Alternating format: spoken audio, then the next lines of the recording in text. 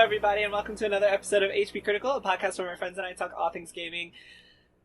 I'm Jerel, and I'm joined by Brandon. Hey guys, what's up? Kellie. Hi, everybody. And Gabe. Top of the morning to you. Even though it's super late at night.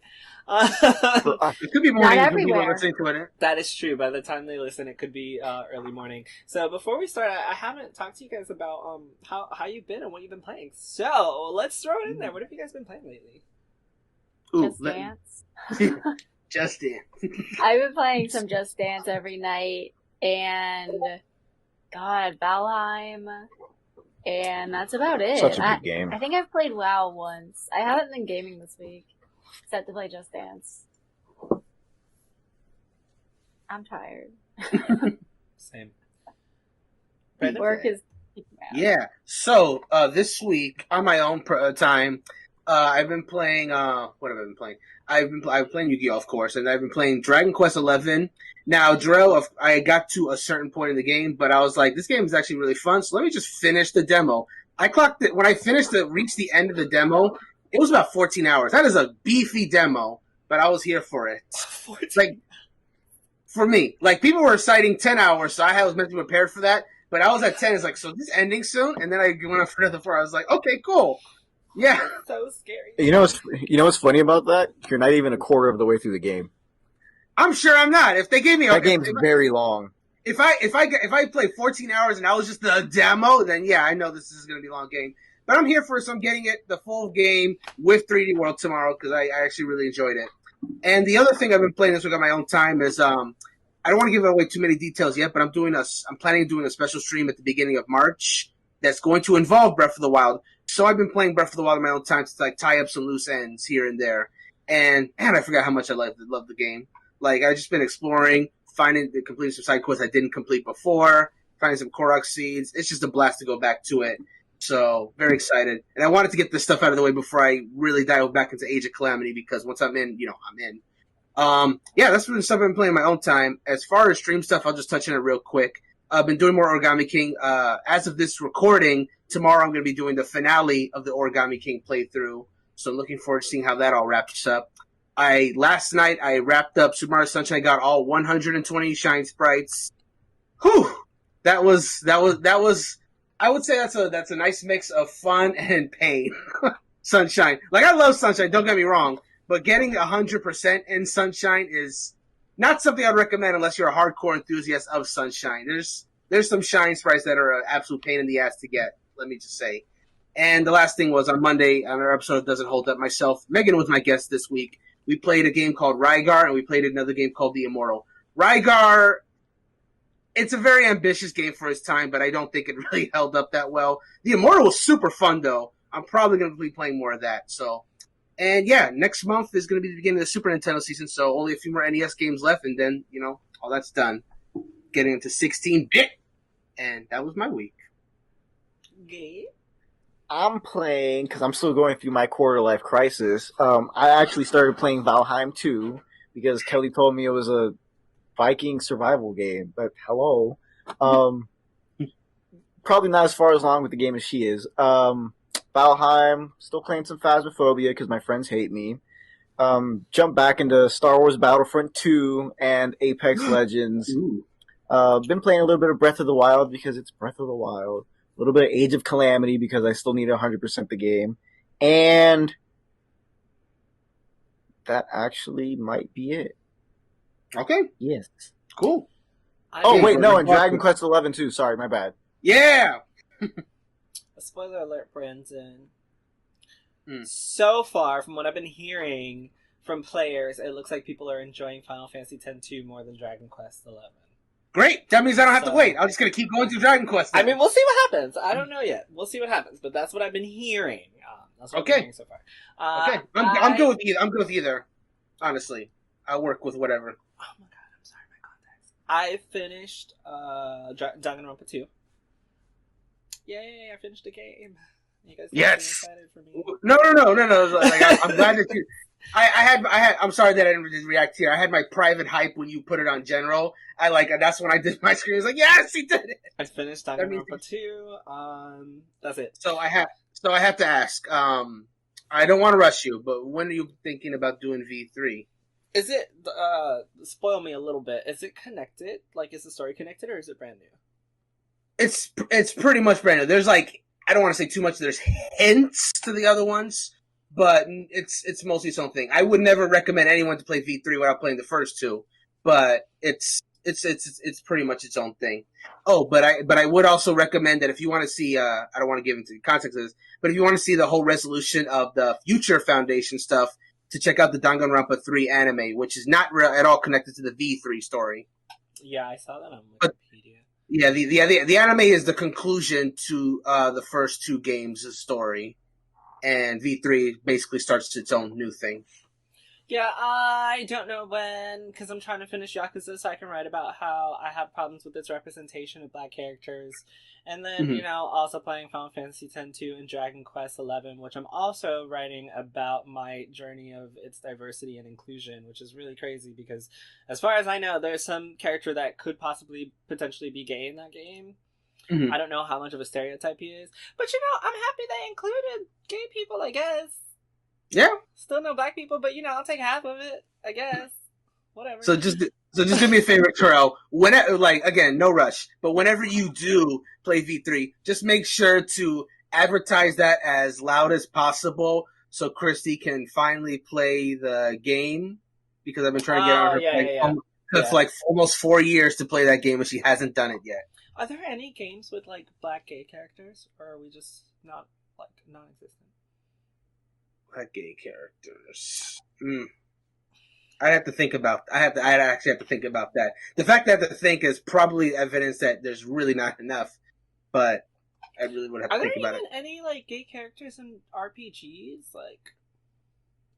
The ones Tifa is bisexual, and she has a secret relationship with Aerith, but spoiler alert. Yeah, hello. You're gonna get there, and it's gonna be great when they kiss. Fan service. Come on, how could you not have Tifa and Aerith kiss? Well, now I have to start playing it again. See? You gotta get there. I mean, if we're throwing out spoilers, then... I'm kidding. Wait, what am I doing? Holding my ears closer to my headphones, closer to my ears? You also finished the game, so it doesn't even matter. He was going to say spoilers to another game that I probably haven't played. Brandon, I think we've finished the same games. Any game that we've played, that we've both played, we probably have both finished. That's probably true, honestly. I haven't finished anything except for Danganronpa, so who knows what I'm gonna play. But I'm happy for you. I'm gonna play things. Thank you. I'm gonna play things I can write about, so I can be disappointed in decisions by producers and developers because they don't know what diversity and inclusion actually means. So then, here comes Jerel talking shit. So let's move on to gaming news, since I am clearly an enigma in video game development. We were just talking about it right before the podcast, so I'm going to bring it up. We have gotten more casting news on Borderlands, the movie, which just continues to be more and more ridiculous. But before we talk about the movie, something very interesting that happened was that the Gearbox CEO revealed why he sold Borderlands Studio for $1.3 billion. And a lot of people, basically, including myself, said 100% it's for money because Kellie, did you play Borderlands 3? I forgot. I don't think so, right? I played Borderlands 3, yeah. And I didn't complete the game. Yeah, I played 2, and then I played, whatever the one was. It was the pre-sequel. Pre-sequel, Oh, yeah. Yeah. I played 2 in that one. I didn't play 1. Did you think that 3 was good? I thought it looked beautiful. Like I said, I didn't finish it. The Borderlands games, they get super kind of repetitive. But I found it interesting as I was playing. It was on my PlayStation, and I just didn't, ever finish it. I played some with friends though, and I played with my boyfriend split screen a little bit. That was fun. It doesn't run great on the PlayStation, to be honest. I played 1, loved it. I played 2, loved it. I played 3, returned it. I never returned video games. I never sell video games. I actually sold Borderlands 3 back to GameStop. That's how much I did not like it. You got like Wow. 25 cents for it. And I never, ever return games. Like, even if it's a bad game, I still have Marvel's Avengers sitting there.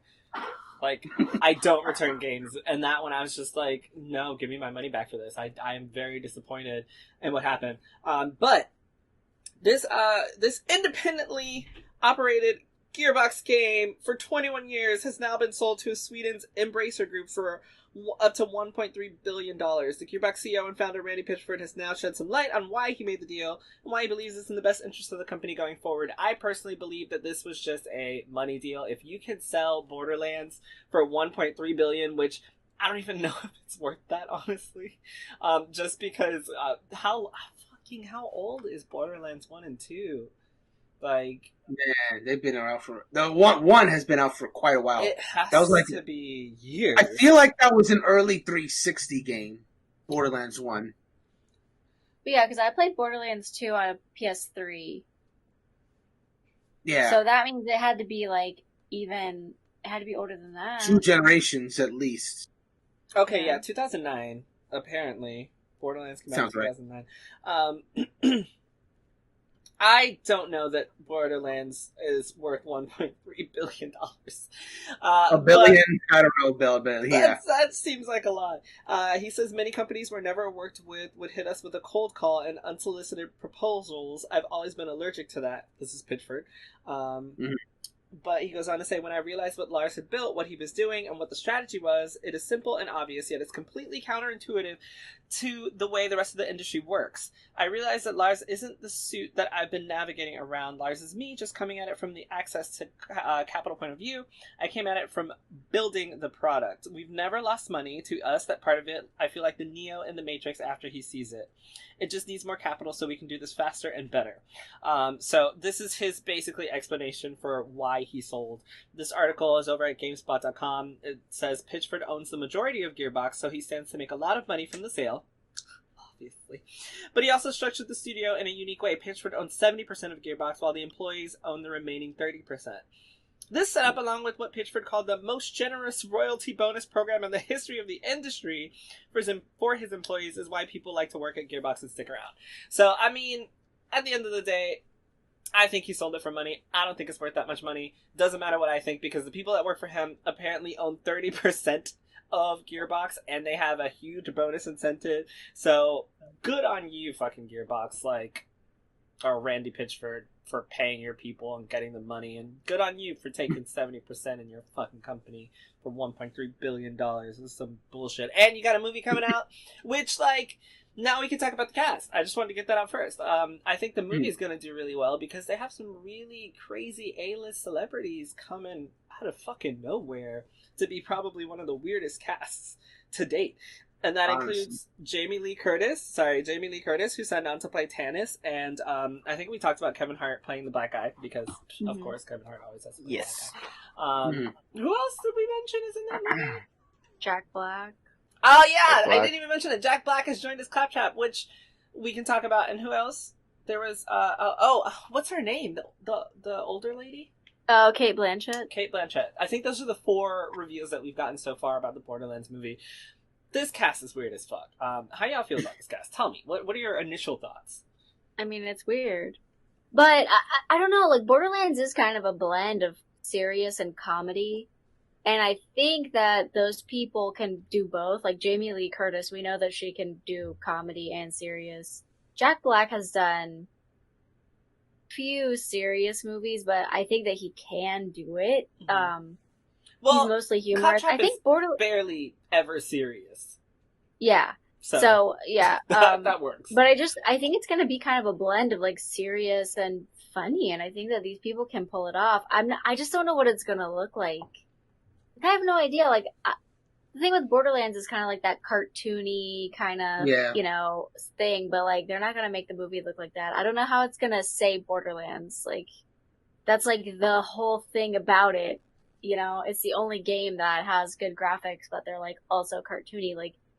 Yeah. I don't know. I don't know what it's gonna be like. I have no idea. I want to watch it, but I won't lie. So do I. Because that Borderlands cell shaded graphic is very specific. Like, once you see Yeah. it, you know, like, everyone, even if you haven't played it, like, you've seen cosplayers go out and do that shell-shaded coolness. I mean, there was a mod for Cyberpunk 2077 that made it look like Borderlands, because Borderlands is specifically known for its graphical art style. So, I never even thought about that. How would they... I don't even... Is it a live-action movie? I don't even know, like, what the fuck is going on with this movie. Oh, is it not even... Okay, that would explain a lot. I'm assuming it is, because Wait, have they really not said whether it is or not? I have no idea. Because I gotta be honest with you. Sense. Yeah, if this was an animated movie, if it was an animated movie in the style of Borderlands, that'd be crisp. Because that has a really great art style. To be honest, though, we were talking about Cate Blanchett being a little bit too old, but for the voice, no, it's live action. Oh, it is? Okay. Never mind. Yeah. Never mind. I love how the mood just like immediately went down. It's like, oh, what if it's animated? Oh, what if? Oh. Yeah. Kevin Hart, Cate Blanchett, Jamie Lee Curtis, Jack Black, directed by Eli Roth. Which, I mean, he's a fun director, so I'm hoping for the best. I honestly like all these people. I just never thought I'd see them in a project together. Honestly. I think Kevin Hart's so low tier. I'm so sorry for Kevin Hart fans. I think he's so low tier. I think he's not funny. The guy he's supposed to be playing is this really tall, buff black guy who's probably the most serious next to Lilith in the cast. And it's just like, why? Like, y'all really couldn't find any other... I'll do it. Hell. I will step up and play the character. Call me. Any other thoughts on this? I got excited when I thought it was like an animated, but now I know it's not. I'm still gonna watch it. I won't pay money to watch it, but I will watch it. I don't know. Okay. I was trying to do like the side-eyes monkey meme. I was like, right? It's like, I will watch it. I won't pay money to watch it, but I will. I won't go to a theater and watch it. Okay. Should I say that? I'm not gonna bootleg it. I'm just gonna wait till it comes on a streaming service. Shit. Literally, it's an option. Literally, it sounded like I'm gonna bootleg that because I'm not paying to watch it. I don't. Yeah, I will. I'll watch it on HBO or something. It'll probably drop on there. Movies are coming to HBO. Honestly, it's been great. Right? Yeah, cool. They should just continue to do this. It's wonderful. So PS5s, Xbox Series X's. One of us happened to secure a PS5 pre-order. Oh my god, or order, not pre-order. One of us happened to secure a PS5 order. Go ahead, tell us about it. Yeah. Well, I can't tell us about I'm gonna break it down. No, I'm not gonna break it down. There was no before I start the story, there was no little kids involved. No one was injured. I didn't have to kick someone in the stomach for a PS5. But he did it anyways. Gabe, I mean, you got to celebrate somehow. GameStop was having they're restocking, I guess. They're doing bundles, and by this point I had already gotten to the point where like I'm not going to spend more than like 3 refreshes on the page to try and get it. And after that, I'm done. So, on Twitter, it was like, yeah, we're going to go live with them. They went live with them at 11 o'clock. 30 minutes later, the app sends out the notification, and Jerel sends a message. He goes, Gabe, there's PS5 pre-orders. I was like, that went live 30 minutes ago. It's probably done by now. He's like, oh, I just got the notification now. And for some weird reason, I was like, you know what? Let me go online. Mind you, I was also at work when this happened. I was driving to work. Oh wait, I was getting ready for work. Never mind. Anyway, irrelevant. So I'm like, oh, let me just go see, if there's still anything on it. So I went on to GameStop, and I went onto the website, whatever, and I clicked on the PS5, the bundle, the NBA 2K21 one, and the Spider-Man with an extra controller and a $20 gift card, because that was the cheapest disc version. So I click on that one, and it gives me the pre-order option. The little red box is there, so I'm like, okay. I clicked it, and it says, do you want protection? And I'm like, no, add to cart. I got the cart, and I went into the cart, and I'm like, okay, that's weird. I've never been able to make it this far on GameStop before. So I go, and thankfully all my information is already in my GameStop account. If any hackers are hearing this, I will find you if you hack into my account. trust me. So I went and I put review order, and this is usually where I start getting fucked over. So I click review order, and it's like, it shows me everything that's coming with it. I'm like, all right. So then I click, place order, and it says, thank you for your purchase, blah, blah, blah. I'm like, no fucking way. And I sit there and I wait for a little bit for the page to refresh and be like, oh, there's a problem processing your order. I was waiting for a bank to send me a notification like, we reversed this purchase because it seemed fraudulent or something. And no, I got an email about 20 minutes later like, oh, thank you for your purchase. Here's everything included in it. So, so happy. Now I gotta get rid of my PS4. I didn't know that. I thought you had it before, because when I texted you and you were like, oh, they weren't up, I had no idea that my text message helped you get a PS5. Yeah. That's why I sounded so solemn when I said, no, they already happened 30 minutes before. Because, trust me, if I had gotten it 30 minutes before, you guys would have been the first people to know. I would have been in that chat screaming my mind off. I can now but it was literally, you were like, yeah, you were the reason I got a PS5. 100%. Like, it's like, because I had Wario64's tweets on, the notifications, and I had GameStop's tweet on, and they both tweeted at 11, oh, the bundles are live. I didn't get shit. It was until Jerel said, hey, the pre-orders, I'm like, it's been on for 30 minutes, I'm not going to get anything, and it is literally because of, and he's so happy right now. I am! I had no idea. Look, I somehow was able to secure 4 PS5s, and I'm counting this one as number 5. Okay? Like, yeah, I'll give that one to you. I am very happy with myself. If you need a PS5, get my phone number. And Jerel, give me your phone number. It's in Slack. It's literally right there. So I brought that up because there's an article over at IGN entitled Potential UK Console Scalping Ban Gathers Momentum, and it's been updated for now. The bill apparently is unlikely to pass, but could help pressure the government into new legislation. Basically, Douglas Chapman MP has now formally brought forward a bill to ban gaming hardware scalping in the UK, titled the Gaming Hardware Automated Purchase and Resale Bill. As reported by Sky News, it aims to apply similar restrictions on console reselling to those instituted for ticket touting in the UK. Oh my god, I can't read. It's late, leave me alone. Speaking to Sky News about the bill's similarity to the previous ticket touting law, Chapman said, we propose that a similar legislative process be brought forward to ensure that consumers can purchase gaming consoles and computer components at no more than the manufacturer's recommended price, and that the resale of goods purchased by automated bots be made illegal. He acknowledged that the bill is unlikely to pass, but was using it as an action to force the government to take responsibility for the ongoing issue. Obviously, that was over in the UK, as I said, according to this update. As he said, the bill is unlikely to pass, but could help pressure the government into new legislation.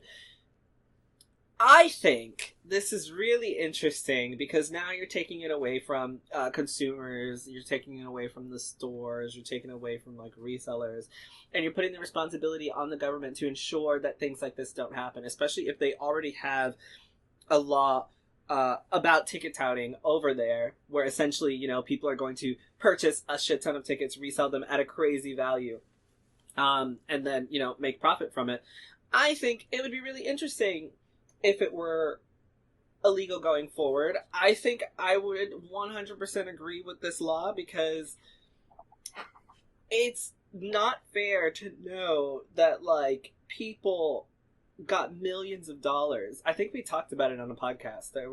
They got millions of dollars from the resale of PS5s while basically scalping people during a pandemic. And I think that's just trash. And I think if game companies or resellers, retail sellers can't handle it, then at some point, someone else has to step up and protect the people. And I think this would have been a really great law. What do you guys think? Yeah, I love it. Yeah, I love it too. But here's the thing: on its own, like you said, it's unlikely to pass, and who knows how much effect it is.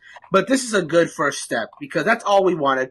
We've been talking about podcast after podcast about the same exact subject of the scalpers, how much we dislike them, and how much it's screwing over the average consumers, and how in the long term it could screw over the companies themselves that can't sell their games because 50 PS5s are in a garage somewhere anyway. But yeah, this is a good first step to hopefully finally get some, stuff against these scalpers so they can happen less. I don't think it's ever going to go away entirely, but the stopping of bots, if possible, that's a great first step. That's going to mitigate like most of the scalping, because that's how most modern scalpers do it these days with the bots. That's how you get your orders in, as many as you need to, so you can resell them. So people would have to like go to stores physically to do it, to scalp. I'm not going to say that's much better, but that's a lot less people doing that than using bots. So again, good first step. I'm hoping it goes somewhere. I think it's just really good to get So the reason in like legislation, like, or at least to get it. Legislation is the top. Yeah. Sorry, go ahead, Gabe. So here's why I like it. One, because payback's a bitch, but two, because again, you're mentioning that it's not likely to pass, but it's going to pressure the government. With that type of, I guess, pathway, for lack of a better word, you can change it from just, video game console scalping, because recently all over the gaming news, it's been people are buying or practically scalping Happy Meals from McDonald's to stop to buy to get a bunch of Pokemon cards, which the consoles I understand, because a lot of the consoles, they were people around our age group, because money, but like a kid just gonna go, he wants to go to McDonald's, like, Mom, I want to go to McDonald's for a Happy Meal. One of those new Pokemon cards looks really cool. I remember when I was young as hell, and getting a Pokemon card, no matter what it was like the highlight of my day, because it was fun as shit. Like, I would love to go open up a new pack. Oh, cool! Look, I got Pidgey or whatever. That was always fun. So to think about all these kids now that they're like, they were hoping of getting some cool stop laughing at me. They're hoping of getting some cool like Pokemon card or something, but then you go to McDonald's, like, yeah, sorry ma'am, you're not gonna have any Pokemon cards in your Happy Meal because this 30-year-old man who has no life decided to buy like 50 of them. So why he gotta be 30? I'm sorry, did I hit a nerve with your age, Jerel? Are you revealing your age finally? Just finish what you were saying, damn it. But yeah, so I really hope that like one of the reasons it's not likely to pass, just for consoles, is because they'll be able to rework it, to have, for it to be more than just that. Because again, it's not only Pokemon cards and consoles that get scalped every day. Shoes. Oh God, yeah. That's all I can think about because I don't have a life. But this is shoes is a big one. Yeah, the shoes is a big one. Shoes is a big one. Yeah, but so I'm happy with it. I just think, if something does happen, it's not going to directly affect the people that have already been scalping, but I don't know. To me, it's going to feel like a in your face. And I'm going to sit there with my PS5 and be like, no matter how hard you scalped, I still got it. Well, I mean, unfortunately, this is only in the UK, so. Yeah, but I forgot to mention that too. But if it's happening in like one nation, and say it gets a lot of traction, that it's going to. No, come on. There's a possibility that other nations. It depends. The thing is, I think Brandon's right, because it's not. This is going to sound mean, but it's it's the United Kingdom. It's unfortunately a place right now. They can't even get over Brexit. Like, we don't look at them and take ideas. Like, that's not how the U.S. works right now. First of all, I didn't say the U.S. was going to do it, because the U.S. has its own thing of problems. But generally, if the rest of the world starts to, follow along with that trend, have the same scalper issues that we did, as far as I know. The thing is, China had a very bad scalper problem. The only thing that I'll say about this is that, like, UK, like, they didn't manufacture the PS5 or the Xbox, but like Microsoft is a US company. So I think that if they see this as a problem, they would potentially make it a thing on US soil if they thought they were somehow losing money. I think that's the only difference, because like if Microsoft thought that they were going to be experiencing a loss because of scalpers, which they sold their consoles anyway, so I don't know if they care, but like it's an American company. I think that they would probably have like a bigger like they would care a little bit more than the UK. But I just don't think that it matters because they sold all the consoles anyways. And we know in America, regulation unless it's, a woman's uterus, it's not really a thing. Say it again! So I don't think they're going to regulate. I don't know. The thing is that, like I said, we're not going to regulate corporations, but we would regulate scalpers if they were known to be causing profit loss at a corporation. And that's what I was saying. And that's what I was saying. Just give the items a feminine pronoun. See what happens. That joke took way too long to reach everybody. Was it funny? It was supposed to be like, okay, you know what? Anyway, go on, Brandon. All I was gonna say was, and that's just the thing. Like, what I was saying earlier, both on this podcast and the previous one, was that that if a bunch of scalpers are buying systems and then people are not paying the scalpers enough, then that's consoles that are sitting in like a garage or like a storehouse, and then they won't buy games for all 50 consoles. So eventually, I think it's going to affect game sales in a big. If it's going to affect it in a big way, that remains to be seen. But I think this is a question because I don't know this is a fact. Is this the worst that we've seen scalpers scalp a console? Yes. Okay, this is the worst it's ever been. Then sooner or later, if it's not this generation, it'll eventually will come a generation where it's going to get so bad that it is going to cut into someone's profits. And then that first person that's going to be losing their money is going to make the first move at that point. I mean, it's like, the thing is, I don't think it entirely has to do with it, the increasing, the generations of a console or whatever. I think a lot of it had to do with the fact that we couldn't go to the store to buy it. Like Jerel's instance, for example. Jerel was at a Walmart, and they had it there in stock, but they're like, hey, we can't give it to you. You have to go home and wait for the orders to go up online. So I think that played a big part into like why the scalpers were so successful this time. Because again, when I got the PS4, I didn't buy it online. I bought it on release day at a store because it was it's easier. So that might have played a big part into like why scalpers really are like gun ho right now. Too, because as far as I know, you will have a set amount that you're going to sell in store, like in that store that you're not selling online to other people. So I completely agree with Gabe's sentiment. But what I will say about the U.S. ever doing something like this, I don't think it'll ever happen. I think, Kellie's already made a really good point on it, so I won't reiterate it. But we literally have people in Congress who are trying to make felony charges of people streaming because they have no idea what the fuck is going on. We don't have anyone in there who's gonna be like, that's right. This scalping shit is an issue that we should take care of. Like, no one is gonna try to pass a law about scalping because they don't give a fuck. Like, we're literally we can't even decide on a fucking, like, impeachment trial, which is continuously interrupting my viewing of Judge Judy. Damn it. Stop doing this shit at 4 p.m.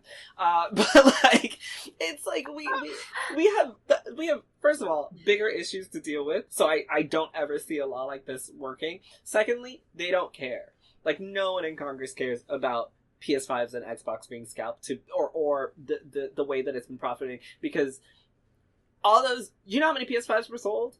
A shit ton. Do you know how good Sony's doing right now because of that? Very good. So even if they're sitting in someone's garage, that's $400 in their pocket.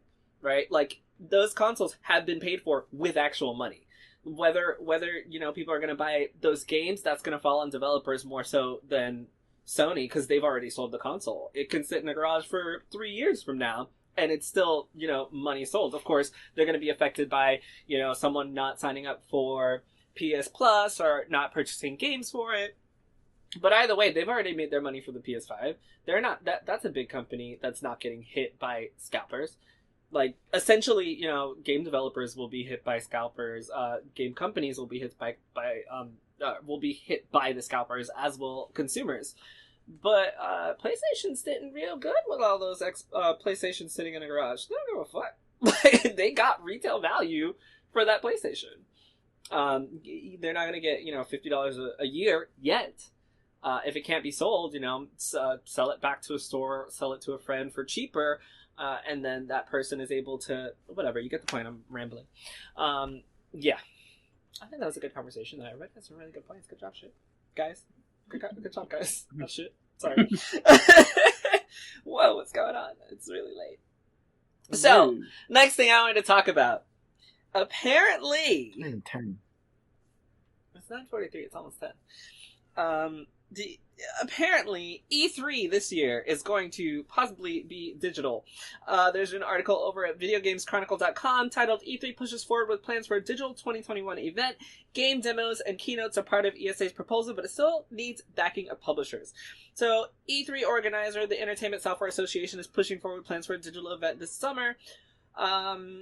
E3, the Electronic Entertainment Expo, has historically been at the center of the games industry calendar. However, due to the coronavirus pandemic, plans for a physical E3 in 2020 were canceled. And I think basically what we had was that IGN's Summer of Gaming, their like temporary E3 thing, which we had at the time, which is where, you know, pretty much we got all our information. It was really, really bad. Like, It was not good. For any game journalist, I'm so sorry, because literally, like, information was just thrown around at random times, like Random. anywhere. Like, EA would be like, "Hey, so here's a brand new trailer for our new Star Wars game" at like 5 p.m. and then Nintendo's like, "Hey, it's 3 a.m. Here's the new Mario." Like, oh boy, 3 a.m. It was just freaking horrible. Like, coverage for that was really, really bad. So having E3 in one place would be really, really great. It'd be great to have it, you know, just full digital, be able to watch everything as it goes, have everyone in one spot, especially for games journalists, but not only for games journalists, also for consumers. I feel like a lot of people might have missed a lot of information from last year's non-E3, where everyone was kind of just, you know, presenting whatever they wanted at the time, because oh, well, okay. But then we also got a bunch of companies that were doing their Nintendo Direct-esque type of presentation. So we had the State of Play from PlayStation. We had some Xbox stuff. We obviously got the Nintendo Treehouse and Nintendo whatever they're called. I can't remember right now. We got a bunch of those, and they worked really well. And essentially, they saved all of these companies a lot of money for not having to shell out, you know, hundreds of thousands of dollars to have, you know, a presentation at E3 in person. So you save a lot of money. You can present the way that you want to. It's pre-recorded. You don't have to worry about any issues. So for these companies, it looks like a digital type of E3 would work really, really well. So my question to you guys is, do you think that a digital E3 would work really well? And if so, do you think that these companies would benefit in any way from, possibly paying to be a part of this E3 presentation? Or should they just continue to do their own thing on their own to present it in the manner that they want? Like, my question is E3 online a necessary or viable option for these companies, in your opinion? Okay, so in regards to the question, before I even talk about whether it's a good idea or not, I think doing something like this year was kind of inevitable, because frankly, with the world still being the way it is, there was no good to be had of them just, you know, saying, "Oh, we don't know if we're going to do a physical E3." The fact is, even if they did, no one was going to come. So them saying right off the bat, okay, it's going to be digital. It was the natural way to go. Now, as to the question of whether or not it's whether or not it's worth it, I thought it was when I first heard this news, but after hearing opinions from like various other gaming journalists and videos that I've seen, and just realizing, no, I don't think it's something that is of any benefit to any of the big three. It might be something good for like smaller publishers to get their games out there, to get like the trailers, the press, and all that good stuff. But for Nintendo, Microsoft, and Sony, no, I really don't think there's a much, or even the other third parties like Ubisoft or EA. EA hasn't even been part of E3 for the last few years anyway. They've done their own events, so they'll continue to do that, assuredly. But even for stuff like Ubisoft and Bethesda, no, because this year, like you said, Jerel, they were doing their own press conferences at their own time when all the eyes were only on them, and then people were paying attention to their games. Like, if you're like in an E3, if you're a gaming journalist, you have to write on stuff that's happening in Nintendo, Sony, Microsoft, or whatever companies out there. Even if something excited you personally, you have to cover it all. Like so in other words, the attention is divided between all three companies. Like, this company's releasing a new console, this one's releasing a really cool games. Like, you know, they're fighting. They don't want to fight. These companies do not want to fight. They want their own. They want the attention to be squarely on them, which is why, Sony opted out of E3 before it even canceled. Nintendo had long since stopped doing conferences and opted to do their digital event, which is completely scripted by them. And then the only thing they would do at E3 is a Treehouse presentation. And, even that's been done on their own times now. So Microsoft might be I can see Microsoft being the one standout to still support E3. Maybe just them. Because they always got the biggest press conference anyway at E3. They had that big stage of their first one. I'm not saying they had the big one in terms of games or excitement, but they had the biggest presence at E3. They basically made the show theirs. So Microsoft I could still see being staying and hanging with E3. But the other ones, nah, they're gonna do their own shows. State of Play is gonna come in the summer. It's gonna be their own big State of Play. Hour, 45 minutes. Nintendo will do a direct 30 minutes or 45 minutes, announce their big shit, and then just be peace, and then just let everyone do their own thing. Oh, and one more thing before someone else answers the question. Jeff Keighley is still doing the Summer Games Fest this year, but he's not doing it the same way he did last year because he heard everybody's complaints loud and clear on that. So instead of being however long that was, it's going to be I think 2 weeks, I think he said. It's basically a E3, but an extra week. So, hopefully that fares a lot better than what happened last time because, ooh. That was so weird. Last time was so weird. I didn't even know what was going on. No one knew what it was. No one knew what it was.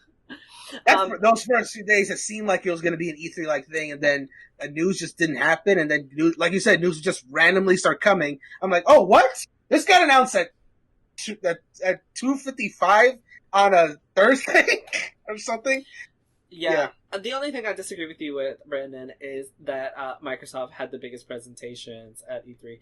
When Sony was there, they almost always had a bigger presentation than Xbox. Sorry, even the last year that PlayStation was at E3, they had that big ass tent shit. They always start. That with was the orchestra. Biggest one they've ever had, though. They always start with their big orchestra. They always have a full performance. They always have some type of setup. They always do big shit for their exclusives, which is always bigger than anything that Xbox has done, which is just going on stage, showing a bunch of games and talking. That's all. They do. I think they do a bit more than that, but I see where you're coming from. Sir, what have they done?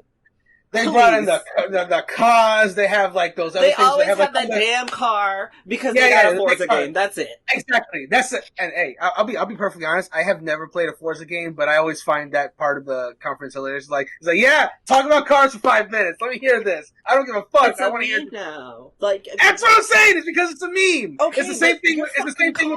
It's not better than anything that PlayStation's done ever. Let me finish. It's not just the cars. The cars, they're always there. But they always have that thing where there's I don't know, they'll turn the camera and there'll be 6 things there to talk about their latest multiplayer game. I'm sorry, 6 TVs or monitors or whatever to talk about their big multiplayer game. When they had that Connect conference, they had all that stuff going on. What? It's at most it's comparable. I don't know if I'd say one is was bigger than the other. When Xbox starts their fucking game show with a huge orchestra dedicated to all their first party titles, and then they move on to some big setup that's oh my god, this is really cool, I'll agree with you. Until then, I don't give a shit that they had some TVs up because, wow, so innovative. All I'm saying is that Microsoft has had the most if it's not the biggest presentation, they had the most synergy with the whole E3 as a conference. That's the only reason I don't see them leaving it. Fine. Where everybody else would just probably just be I'm done. We're out. Synergy. I'll give them the fucking synergy. What I will not give them is a presentation. Good shit, synergy. PlayStation wins again.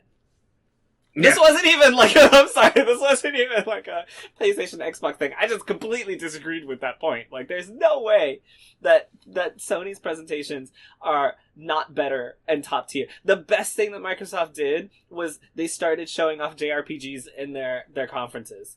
They had exclusivity to Kingdom Hearts 3. That was the best thing they ever did. That it was oh, you guys have games. Wow, that's crazy. That's what they did, okay? We found out they had actual games. That's the best thing they did. I'm done. Before I rant again about how I can't believe you said that. Brandon. That's I right. That's just appreciate right, your man. opinion. I appreciate your more. opinion. Let's be clear. If we're talking bias, like I've always preferred the Sony conferences. I'm just speaking on what I'm seeing, man. Like Microsoft has always made, even if it's not true, they've always made themselves seem like they're the biggest presence at E3. That's all I'm saying. But they'd be lying. Okay, never mind. Go ahead. Then they'd be lying. Fine. I'm just telling you Well, what you I'm said saying. even if it's not true, they make themselves seem like they're the biggest presence at E3. And that's why I'm saying. That's because that's why I don't think they maybe pretend to be the biggest presence. I'll agree with that. They lie to us, or they lie to themselves, thinking that they're the biggest presence, but they're not. maybe they lie to themselves. But you know what? I actually agree with you, Brandon. You're right. They are the biggest presence because they're the only ones still there. That's what I'm saying. They're the only ones gonna be. Oh, one more thing I forgot to mention. I was saying about like ostensibly this would be good for like the third party publishers to get their games out there because they're not one of the big three or Ubisoft or whatever. But I heard somewhere that to even present at this digital E3 that you need to pay like some kind of 6-figure sum. Yeah, it's gonna be. And expensive. I'm like, then an indie game has no chance. This is nothing to them. Who's benefiting for a 6-figure sum? No, but honestly, do you even like if I had an indie game, I don't want it to be presented on its own. Like, why would you want that? I would 100% be like, how can I get my game into, Microsoft, Xbox, or Nintendo's presentation? Right. And that's the problem. That's the problem. Like, if Microsoft goes, then they can, if they have an indie game that's coming to Xbox, great. They can present it right there and no problem. Whereas, yeah, if you're not, then I guess go on Nintendo's Nindies Direct or Nintendo Indies presentation. Which is honestly really great. Yeah, that's a great showcase of indie games. Shit on the Switch just because it's on the Switch. Mm-hmm. So, put your indie on Switch, and one of the four of us will end up buying it. Honestly, indies have since Switch came out, indies have sold the best on Switch. Switch or PC, either or, but Switch has been doing really well with indies lately because releasing any first-party fucking games. That's a different story in its own. As is Mario Cat game. Yeah, but last year there was a lot more indie games that were being available than first parties. But again, that's a completely different argument that we'll talk about later. So, Kellie, Gabe, how do you guys feel about? Do you think it's worth it for these companies to pay money to join E3? Should they continue on their own? Is it going to be confusing? I'll keep it brief. I think that the thing for me is that sometimes I wouldn't tune in. I won't tune into Nintendo. I probably won't tune into PlayStation. I might tune into Microsoft. But if it's at E3, chances are I might see all of them, and maybe I wouldn't normally seek out one of them specifically. I watched the Resident Evil showcase because I like Resident Evil. I don't like Vampire Lady. Yeah, well, yeah, obviously. But normally I wouldn't seek out a Nintendo showcase. Yeah. So, if it happens at E3, I'll probably watch it. So I think that they probably get more views from people if they were part of E3. What? Do you think you would change your mind now that you own a Switch? No. Okay. I was just curious. Fuck no. To be honest, the games that I play are, available on all platforms. I play Lego Harry Potter and Just Dance on it. I got 3D All-Stars because I really wanted to do the Nintendo thing, but it's really fucking hard and I'm annoyed and I don't have time for it. So, what am I gonna do? All right, quick aside, Kellie. Real quick aside. Is it also surprising you how much harder these games, those old games that when you were a kid, you were able to beast on these games, and now you're as an adult find them so hard? 64 did that to me. I was like, wow, I don't remember them being this hard. Same thing with Sunshine. Honest, yeah, so the Super Mario 64 was always hard. Those camera angles are nearly impossible. I don't even know how I played it as a but child. I don't know. As a child, I must have just not been paying attention to that. That is one that was hard then. But one game that I did not realize was hard, and now I can't even beat one level, is Super Mario World on the SNES. I can't get past one level on that game now. I played on one of those mini SNESs, couldn't make it past one level, and I made it pretty far, whatever, in the year 2000. But I can't even make it past one level now. I'm like, this is not fun. Okay, I get it. Games now are fun because you can actually beat them. I mean, yeah. Man, when I tell you, I like playing on hard mode, but please I'm gonna keep saying it. Stop putting all this extra shit in your games, people. We just want to finish them. Like, I just want to finish your game. I don't need, that's like, why, a million collectibles. That's why I love the medium. It was just short and sweet. I even, like, collected everything I was supposed to collect in my first playthrough. That was, like, amazing. Do that. I'm like, oh my god, this is just... Yeah. Speaking of the medium, if you would like to go to HPCritical.com, Kellie has a wonderfully written review on the medium. It's really great, Kellie. I actually don't know if I told you. I don't think I told you. I just used your review as a preface or an example for someone. I was like, this is perfection. Oh, this is what you should, work towards. So if you haven't seen it, please go check it out.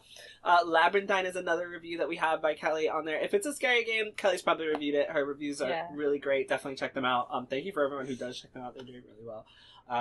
But yeah, sorry, huge tangent. No, but like the medium was like a playthrough. It was short and sweet. It was like you got everything in the first. You didn't have to explore a lot. It like because we're busy. Like I work. I need a game that I'm able to like do. I don't want anything too hard. We got completely off topic. I don't know if I'd watch a Nintendo showcase. I might now that I have a full-time job and I have money to spend on video games. I might. And I write for HPCritical, so I might. But like, I don't know if Nintendo will really like wow me.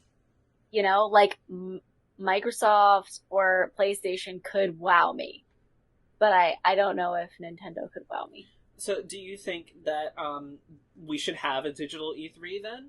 Because people, I guess you're saying that people will be more likely to watch more things if it's all amalgamated into like one presentation, one area. I think that I would, because honestly, like, I really enjoy watching the game, like, a big game show with, like, things from everything dropping. Like, whenever we watch the Game Awards and, like, there was stuff from Nintendo, there was stuff from everything, like, I like the mix. I like to mix it up. I like whenever, like, Brandon's screaming about Nintendo, and then I'm screaming about Ark Survival, like, in the next breath, and then we're all screaming about some dragon game that is on the wish on Steam now. Like, but seriously, like, that's what I enjoy, and, like, I don't want just, like, all Nintendo, and then all, Sony. I think that the mix is really what I like, but that's a personal choice. I think that more eyes will get on more things if they do it together, but then again, people are still gonna seek out the stuff they want to see. And maybe they don't want to sit through the bullshit of all those other companies they don't want to see. So I think, like, just depends on what you're into. I'm into seeing everything all in one place because it's more exciting to me that way, but it could be a personal preference. I do think that is the huge benefit to E3, right? You explained it, like, perfectly. That's literally why you would want to be a part of this, especially if you have games that are, gonna be...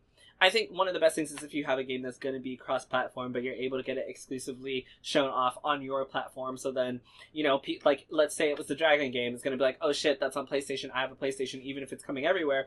I'm sure people are more inclined to go look for it where they saw it at that conference, right? But then I'm going to ask you, like, do you think it's worth it for a company to have to pay 6-7 figures to be a part of that?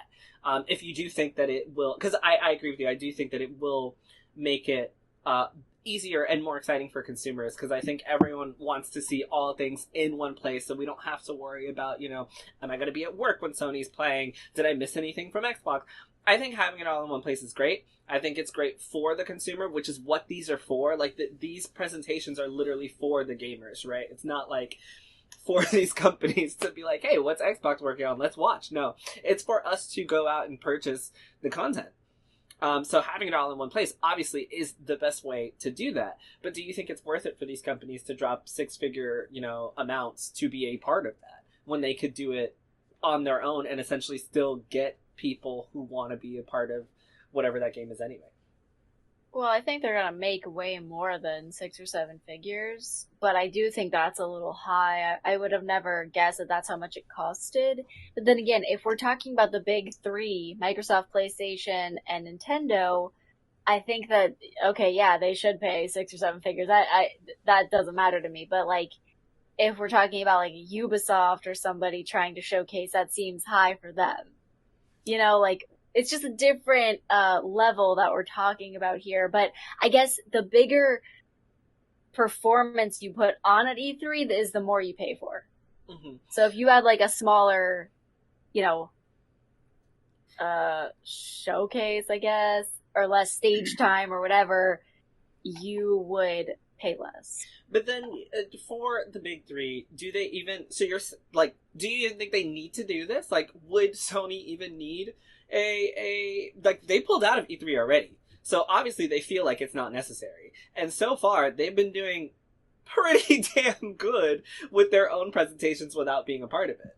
So, like I said, it could be me because I haven't bought anything. mm-hmm. I haven't bought a new console. I haven't even been trying. I have a PC. I buy cheap Steam games when they're on sale. I'm just like a totally different market from this now. So I don't really even know, like, I don't buy any of their products. The only first party title I've bought from Xbox was Grounded. I mean, I haven't bought anything from anybody. So for me personally, I think that to get me as a person, as I am right now, they're going to have to do an E3 where I see things that are interesting. Like, I have a bunch of things that I saw at the Game Awards in my wish list now on Steam. Like, without doing that, without paying that money, they're not going to get somebody like me. Perfect. Personally, like I said, because like I don't even care. Like, I wouldn't even buy it. I don't give a fuck. I just don't. Like, I don't buy games unless they're on sale. Yeah. And to be honest, economic hardship has really hit a lot of people this year. So I think that that's another thing where maybe they don't need to spend 6 or 7 figures, but you are really trying to sell people on things to get them to buy because times is hard, you know? Yeah, like but at the same time, I agree with you. I agree with everything you said. I think you're completely correct. I was just gonna say, all Nintendo has to do is, put up a 15-second ad saying, here's Breath of the Wild 2 and be done with it. Right? Well, yeah. Honestly, But, yeah. Well, there are some games. There are some games that are going to sell no matter what. There's some games that are going to sell, especially Zelda. Like, there's some large titles from each. Yeah, exclusives. They're going to sell. Yeah, so, like, that's where I'm like, if I'm PlayStation, do I need to be at E3? No, I'm just going to drop this trailer for this exclusive that I know these people want and be done with it, and then save that 6-figure amount of money because someone's going to go watch this on YouTube when they look up this game that they want because they know that they want this. So yeah, there's just, I think that for me, it's just some sort of like sense of pride. You're there with everybody. You're showing off your shit that you have in front of Microsoft, in front of PlayStation. You want them to be like, damn, why don't we think of that? Like, that, there's something to that. And like I said, I think that I just like the atmosphere of like where everybody's there and it's almost like competing. Like, if someone tries to release their game right after a really good, like, trailer just came on, it's gonna look like shit, Like, I mean, I don't know. I just think that it's fun. They don't need to, because people are still gonna buy their games. The gaming industry is so huge now that I don't even think they need commercials. Like, I don't even see any commercials for stuff. I just see it, like, on Steam. Like, it's not even a commercial that I'm seeing. I'm just like, a Twitch stream, like anything. It could be literally anything, and I'll still buy it because I bleed money. I don't know. I won't buy it full price. That's the only stipulation. Yeah, yeah. Gabe, any thoughts on that? Before I say my thoughts on it, I think this is something that all gaming companies should have been thinking about since last year. Whether you want to be part of E3. Well, yeah, because I was going to move into, because, if this is something you leave for last minute, you're going to get something like, I hate to say this because I love them, like Nintendo, where we've talked about it before, and it almost seemed like they didn't have enough content to last a year, that when they pulled E3, they started doing these really weird, small directs, and everyone was getting mad at them, like, yo, like, what are these small directs? This isn't Nintendo Direct. This isn't what we're used to. And it was because, E3 was pulled from under their feet, and they had to make sure they had content for the rest of the year. But then, so we've talked about this. Don't give that face. No, I'm confused by the statement E3 was pulled from under their feet. They haven't been, like, a part of E3. No, they were, okay, but for E3, they had their time slot. Even when they went to their own treehouse thing, it was still a time slot in the E3 schedule. Okay. But then but then, we have examples like Sony, who we've been talking about this whole time. Their state of the play last year was amazing. Not just because they announced the PS5, but the way everything was handled and the way it was presented. Like, we were, for the first 5 minutes, we were swooning over the camera. To this day, that I actually still don't know if it was graphically, if it was, what was it called? Graphically CGI'd, or if it was actually a camera on these people. It looks and so then, good. And I'm gonna search that up after this podcast, because we never got down to the to the bottom of that. But it was essentially Sony doing its own thing. It was like, hi, we're Sony. This is the beginning of our state of our play. We're gonna talk a little bit. Now here's about 3-4 game trailers with gameplay in a row. We're gonna talk for a little bit more trailers and gameplay, and then at the end, here's our PS5. So I personally think if I was Sony, I would never go back to E3. Because they clearly know what they're doing. It took a while. It took a while, but they clearly know what they're doing. And it's not a knock on anybody else, but like, Sony did Sony stuff. I mean, that was amazing. But then you had the opposite side of the coin, where you had, like, I don't even know what Microsoft did for during the summer. I think what they did was they showed off the Series X at the Game Awards, and then it was just like a bunch of silence. Like, they showed off the console, they showed off, like, I think no games actually that were coming to the console. They talked about the studios that they purchased, and then it was just nothing for a very long time. And then, like, way later, like, I think months later, we finally got, like, a presentation of some games that were coming. But that was it. Okay, then. Well, I guess,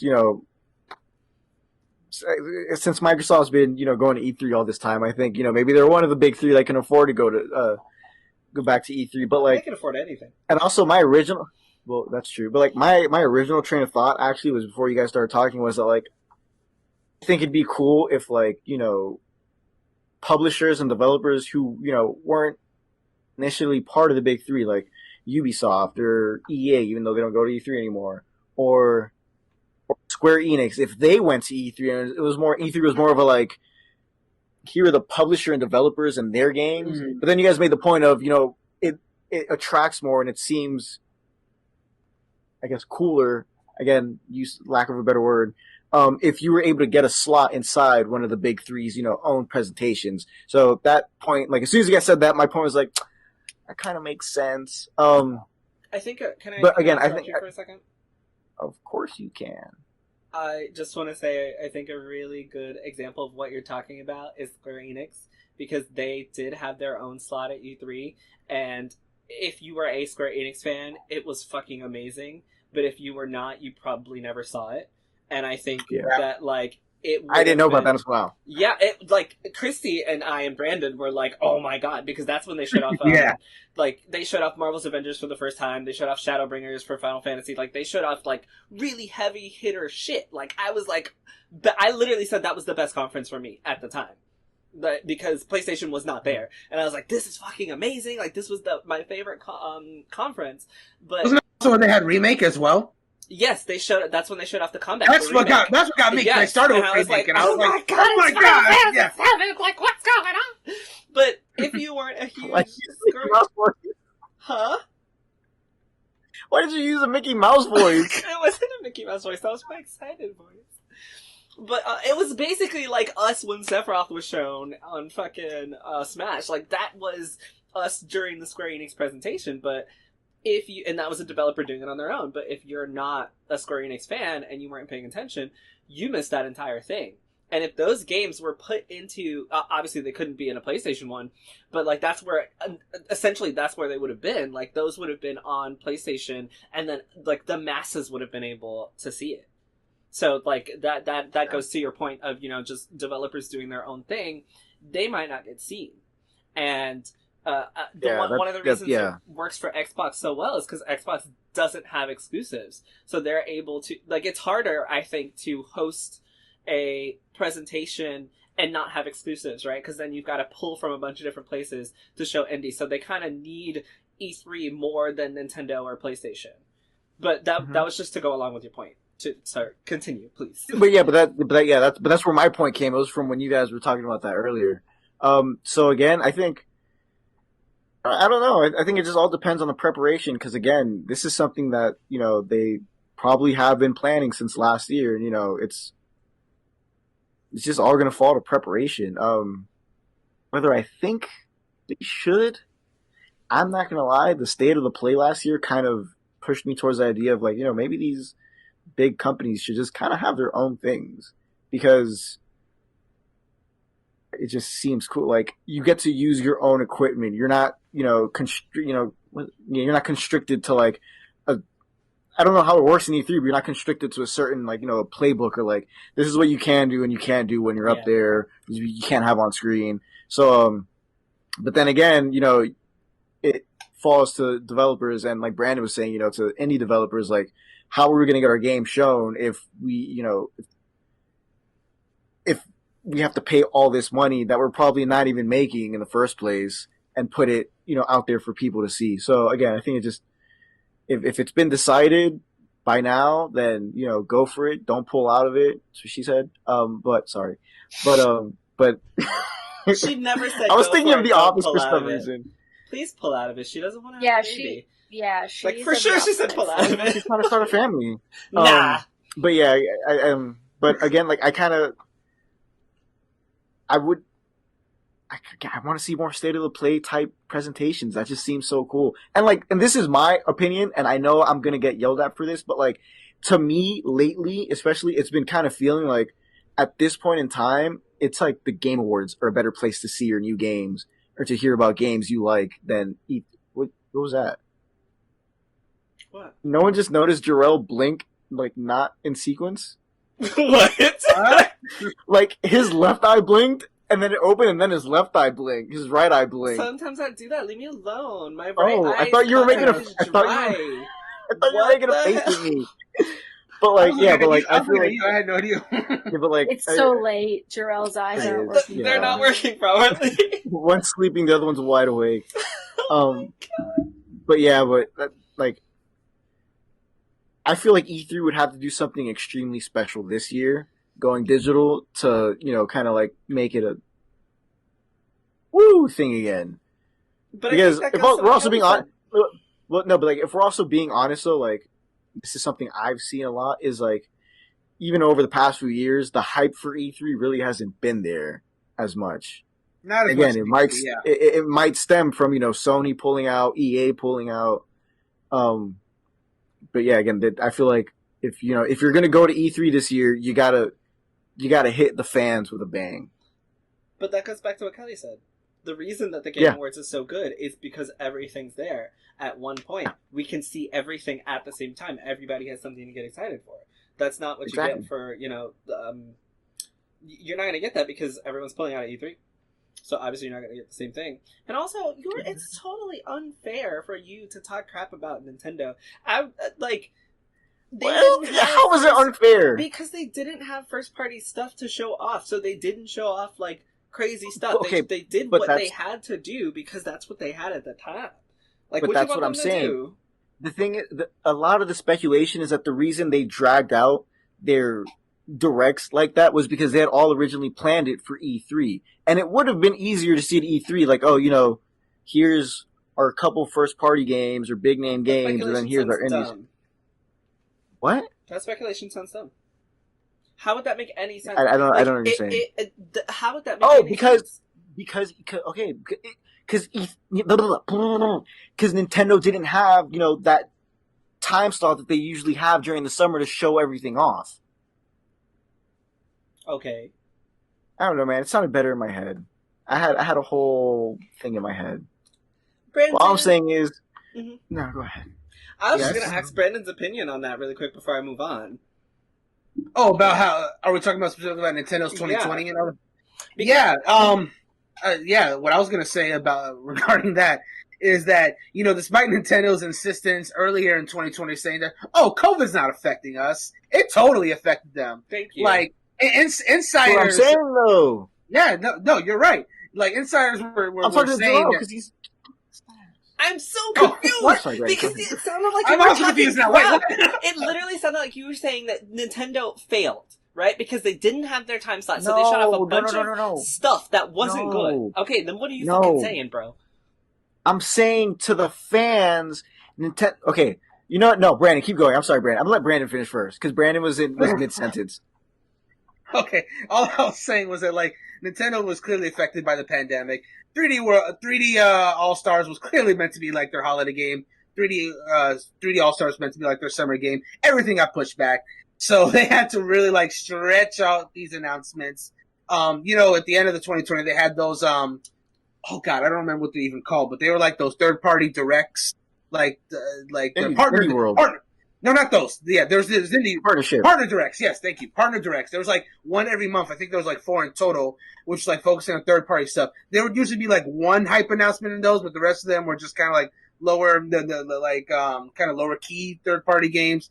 But they did that because they had to make it seem like they still had content coming out, which is why they did once a month, as opposed to like maybe like one huge direct where they would have shown them all at once. But they had to do what they had to do. It wasn't a good year for them. I mean, there's still some good games that came out. I enjoyed a lot of the 2020 offerings, but like it was rough. Like how can you be mad at them for having a bad year?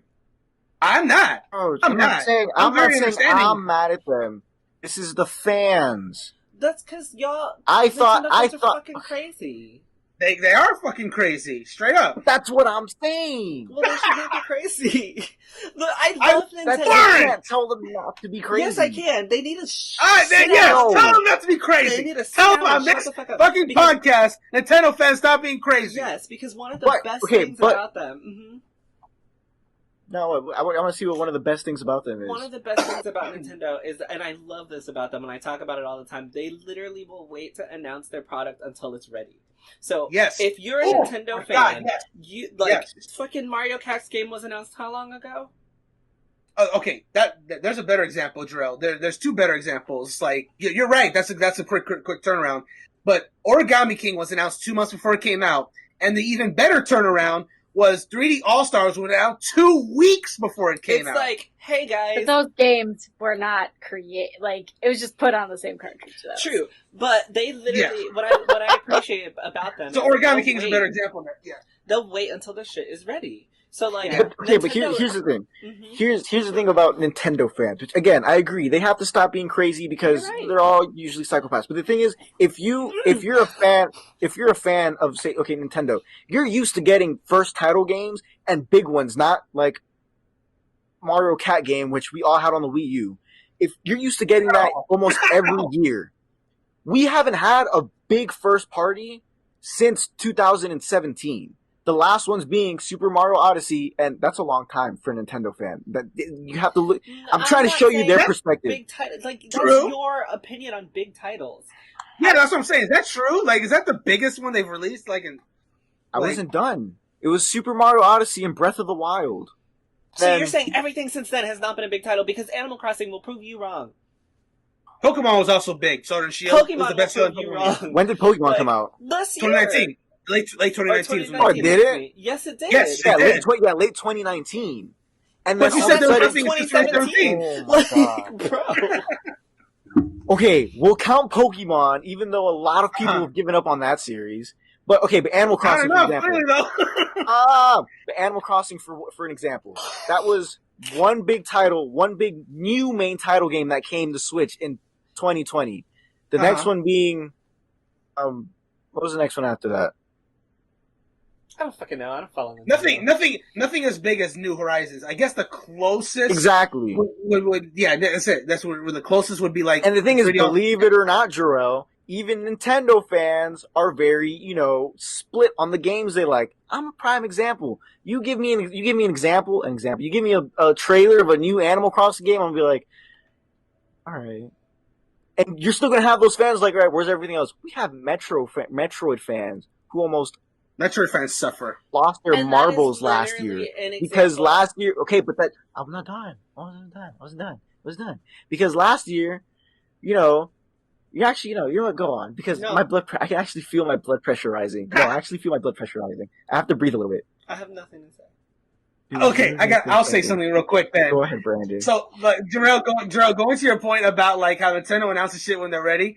Like, sometimes, obviously, we complain at Nintendo that they're tone deaf and don't listen to their fans. But sometimes it's a good thing. Sometimes it's a good thing because Nintendo, like, people are literally screaming at Nintendo, like, release this, all right, where's the announcement, director? And Nintendo's just like this for like the whole time, and then they'll open their eyes and be like, Origami King comes out in 2 months. Then close their eyes again, and people are cheering like, yeah!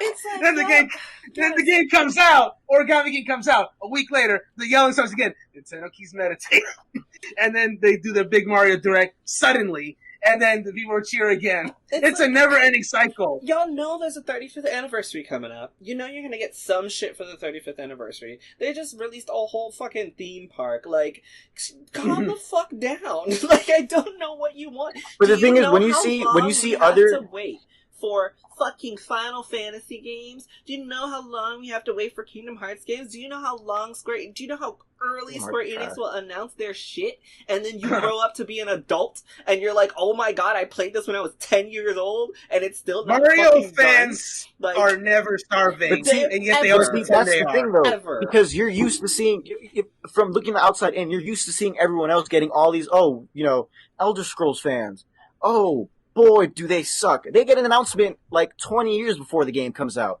But the thing is, they get an announcement. You're getting something. Which the closest example that I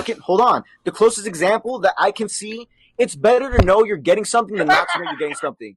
Because, for example, Breath of the Wild fan, we got, after the announcement in 2019, the only piece of information we've had is when they released Age of Calamity, and it was, we're working on the game, but we're not ready to talk about it yet, so we're going to wait. What? How long between the announcement and the release of Age of Calamity? A completely different game. That's not what I'm talking about. It's also not a first-party title. That was like, to answer your question, I think that was like 2 months. Okay, thanks. Continue.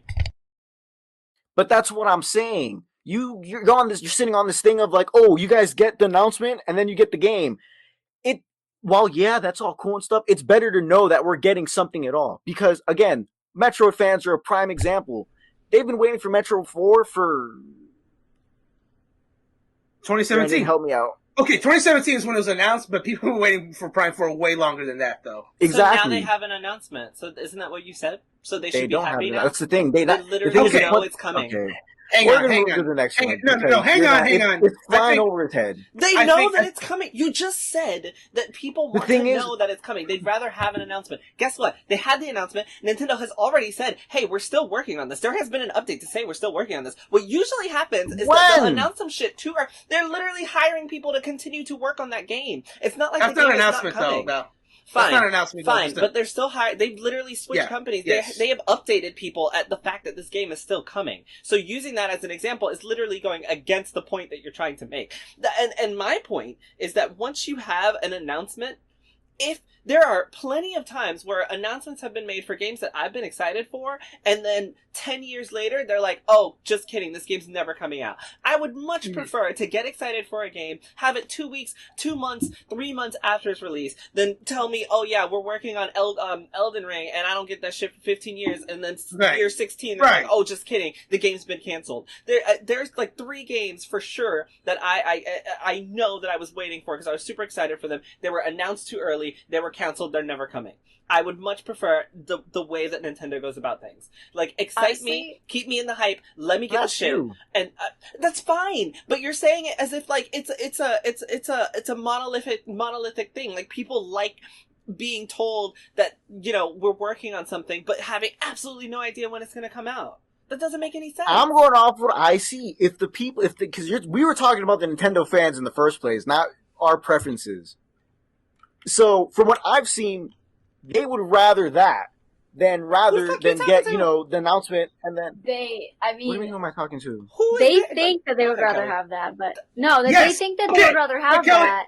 Yeah. But, like... And see, that makes sense. But that's the thing, like, I've been hyped for games for years before, and they come out, and they're just fucking disappointing. Thank you. I waited for No Man's Sky for years. It came out, I was bored in fucking 2 hours.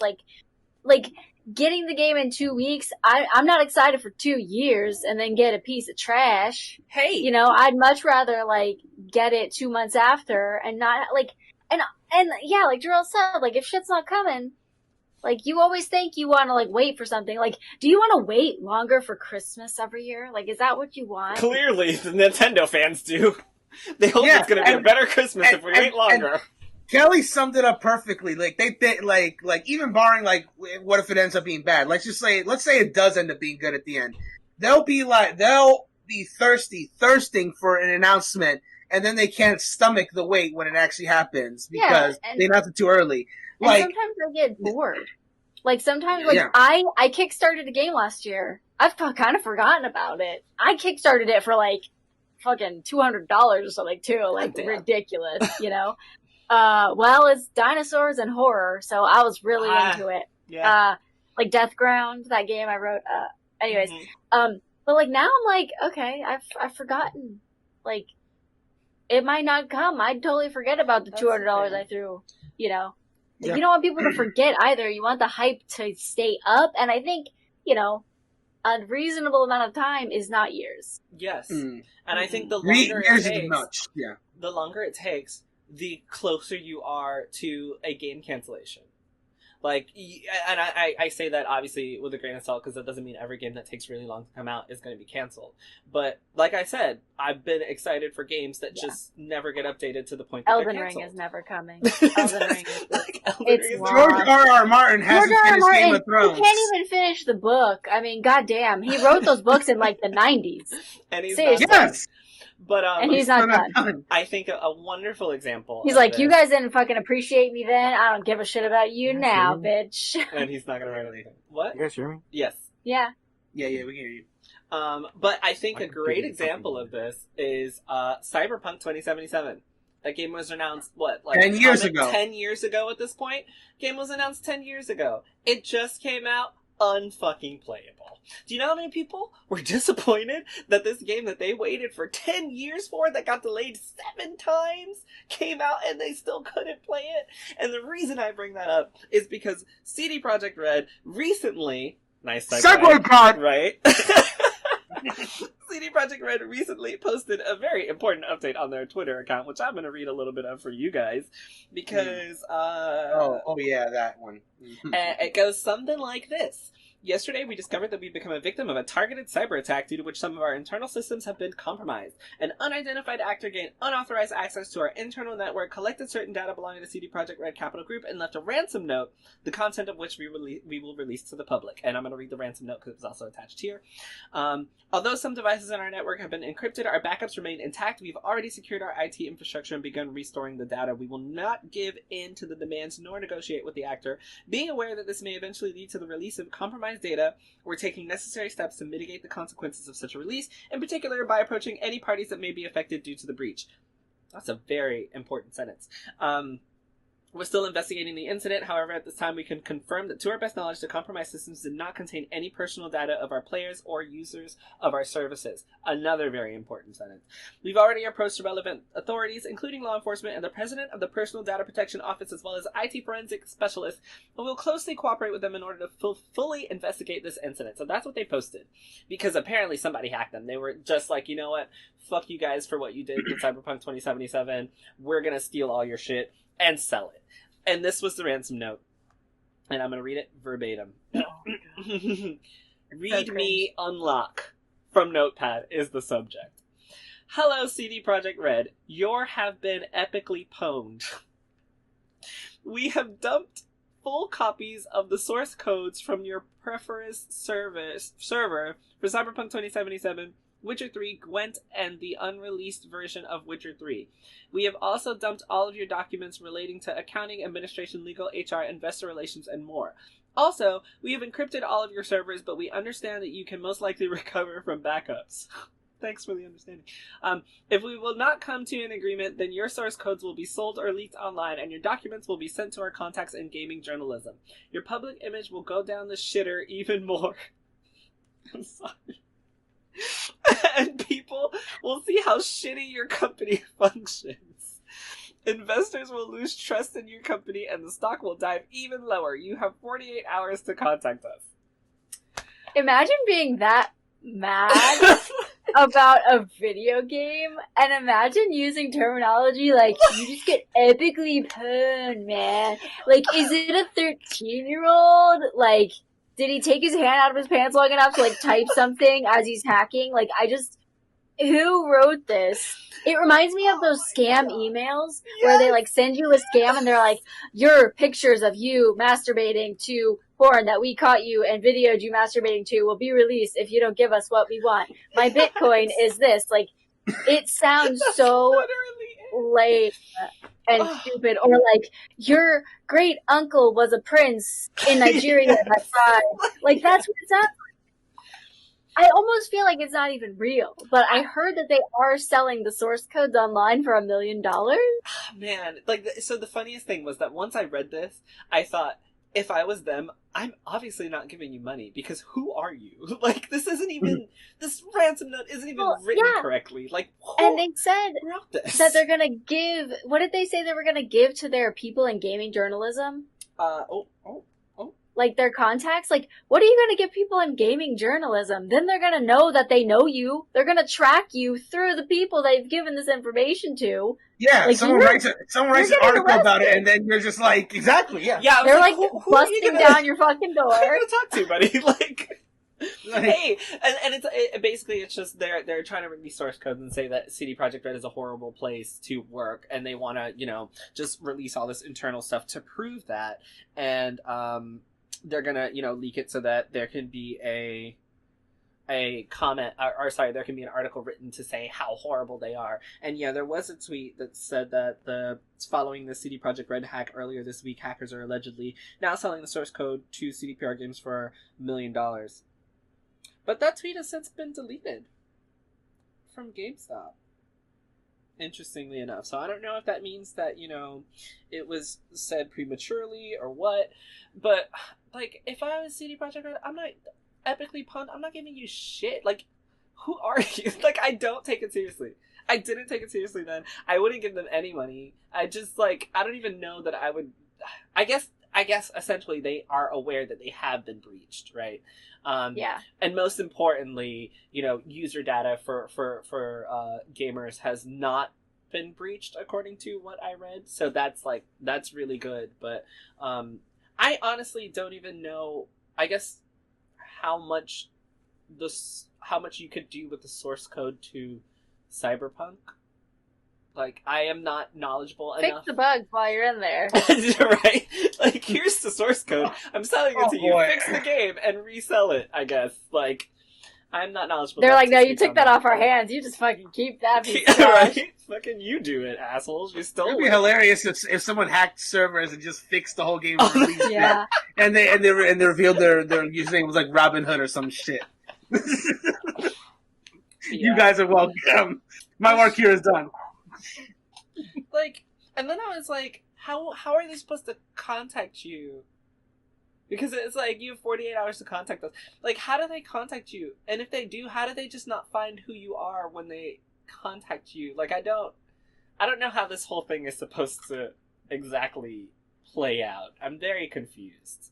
That's why it sounds like one of those fake things, like, it really sounds fake, but if they hacked in and they know that they've been breached, it was obviously real, but right? I don't know, I guess they're trying to change public perception, but, like, CD Projekt Red's already in the shitter. Releasing you can't go any worse, right? Like, oh, your stock will plummet. Like, it already did. I mean, it came back up, but, like, it already did. Like, but, like, and honestly, why do you want to kick them when they're down, too? Like, people still have to work there. People still have a job. I mean, it's not like, this person sounds so mad. Like, they got literally a shitty game and they were like, it is my life's mission to get on your Twitter as a hacker with some stupid fucking message. Right? Like, I really, seriously though, oh god, I don't even want to say this. What if they do it to us next? Like, seriously. They're gonna send me a message that's like, you've been heavily pwned. I don't know. They have nothing else. They've like, used all their lines already. Augers. I don't know. Like, I don't. Like, who gets that mad? Like, they You made know it who a gets that personal mad? vendetta. Gamers. A gamer who had to wait 10 years for a game. Oh, yeah. That's why you release your games 2 months after.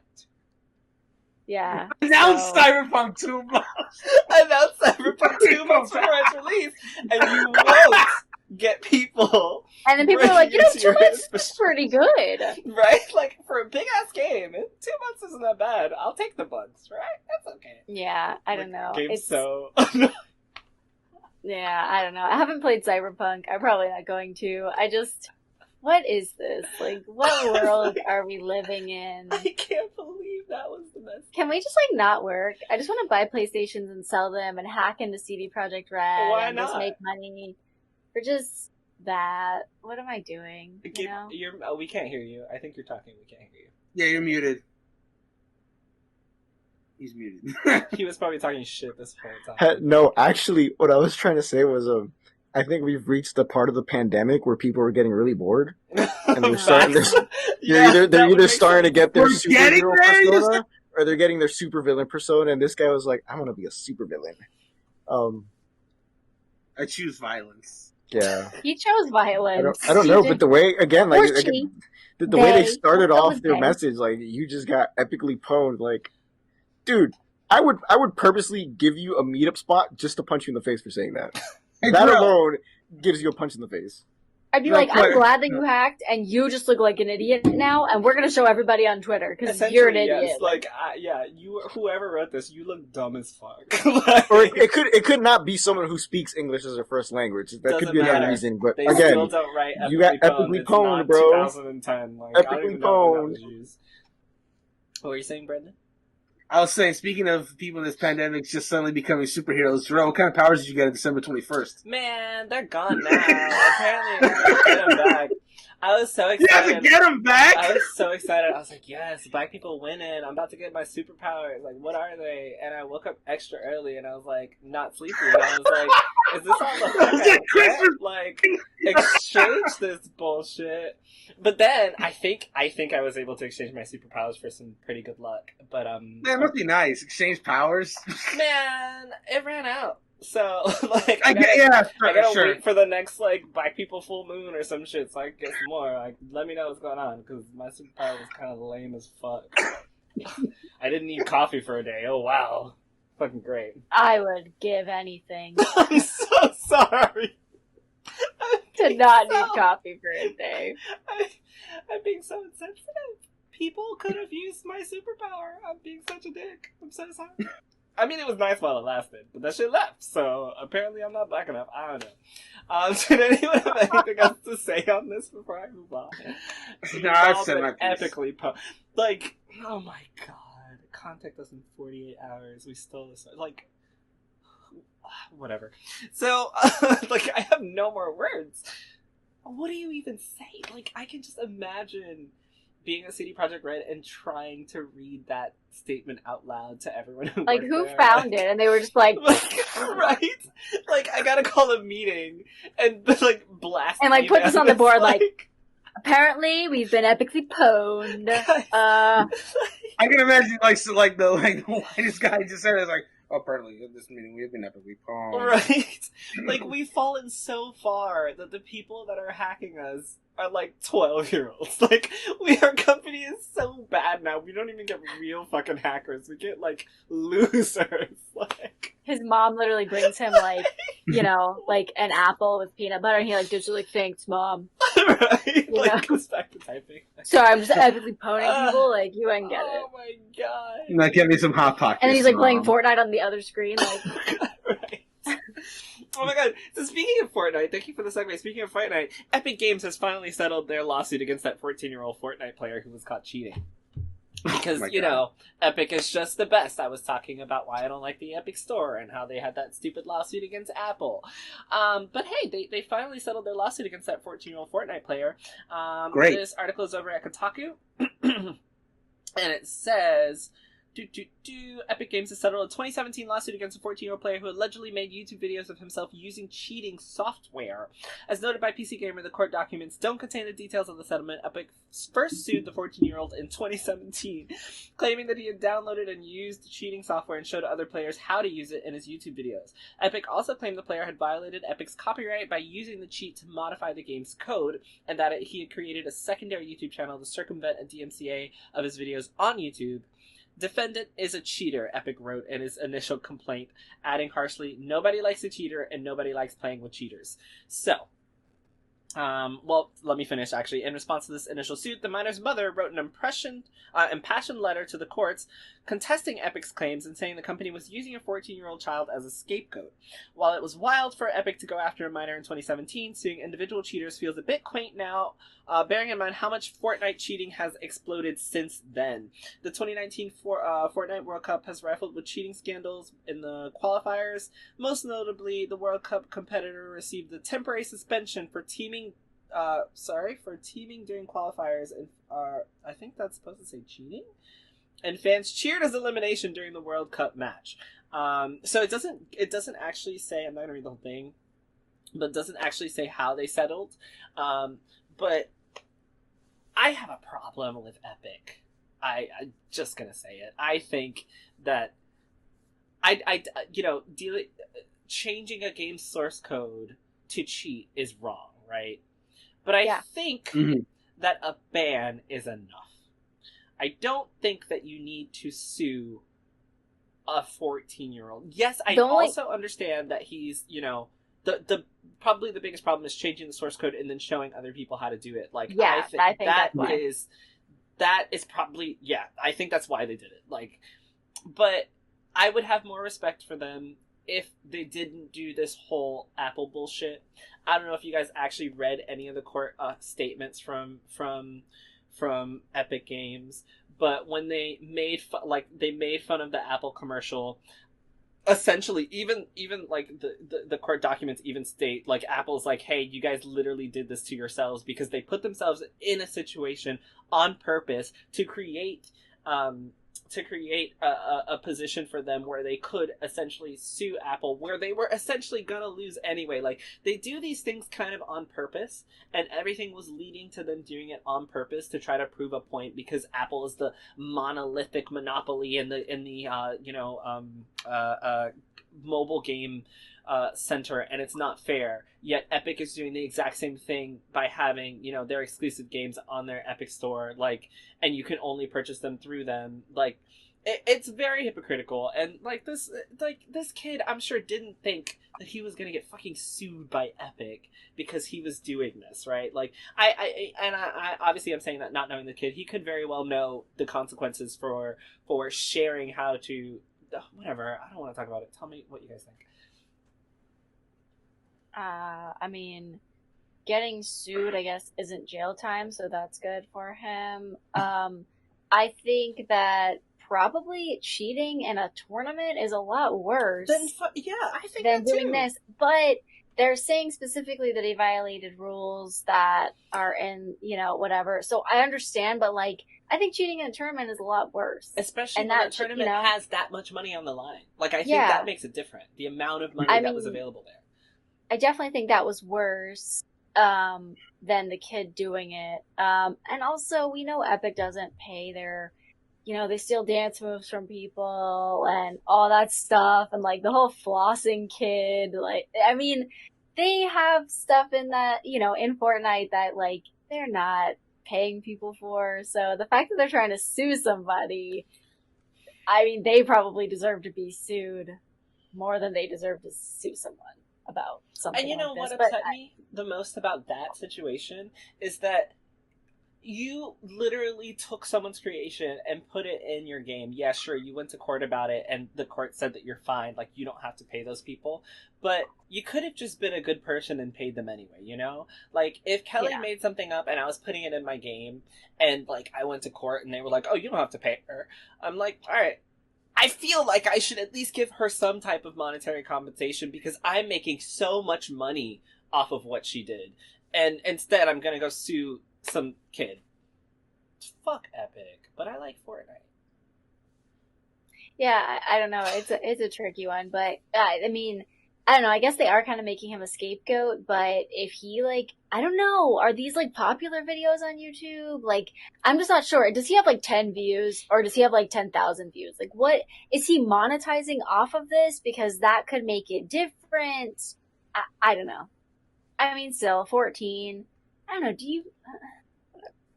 Imagine your mom having to write Gabe's a gonna letter say to the life in court. prison.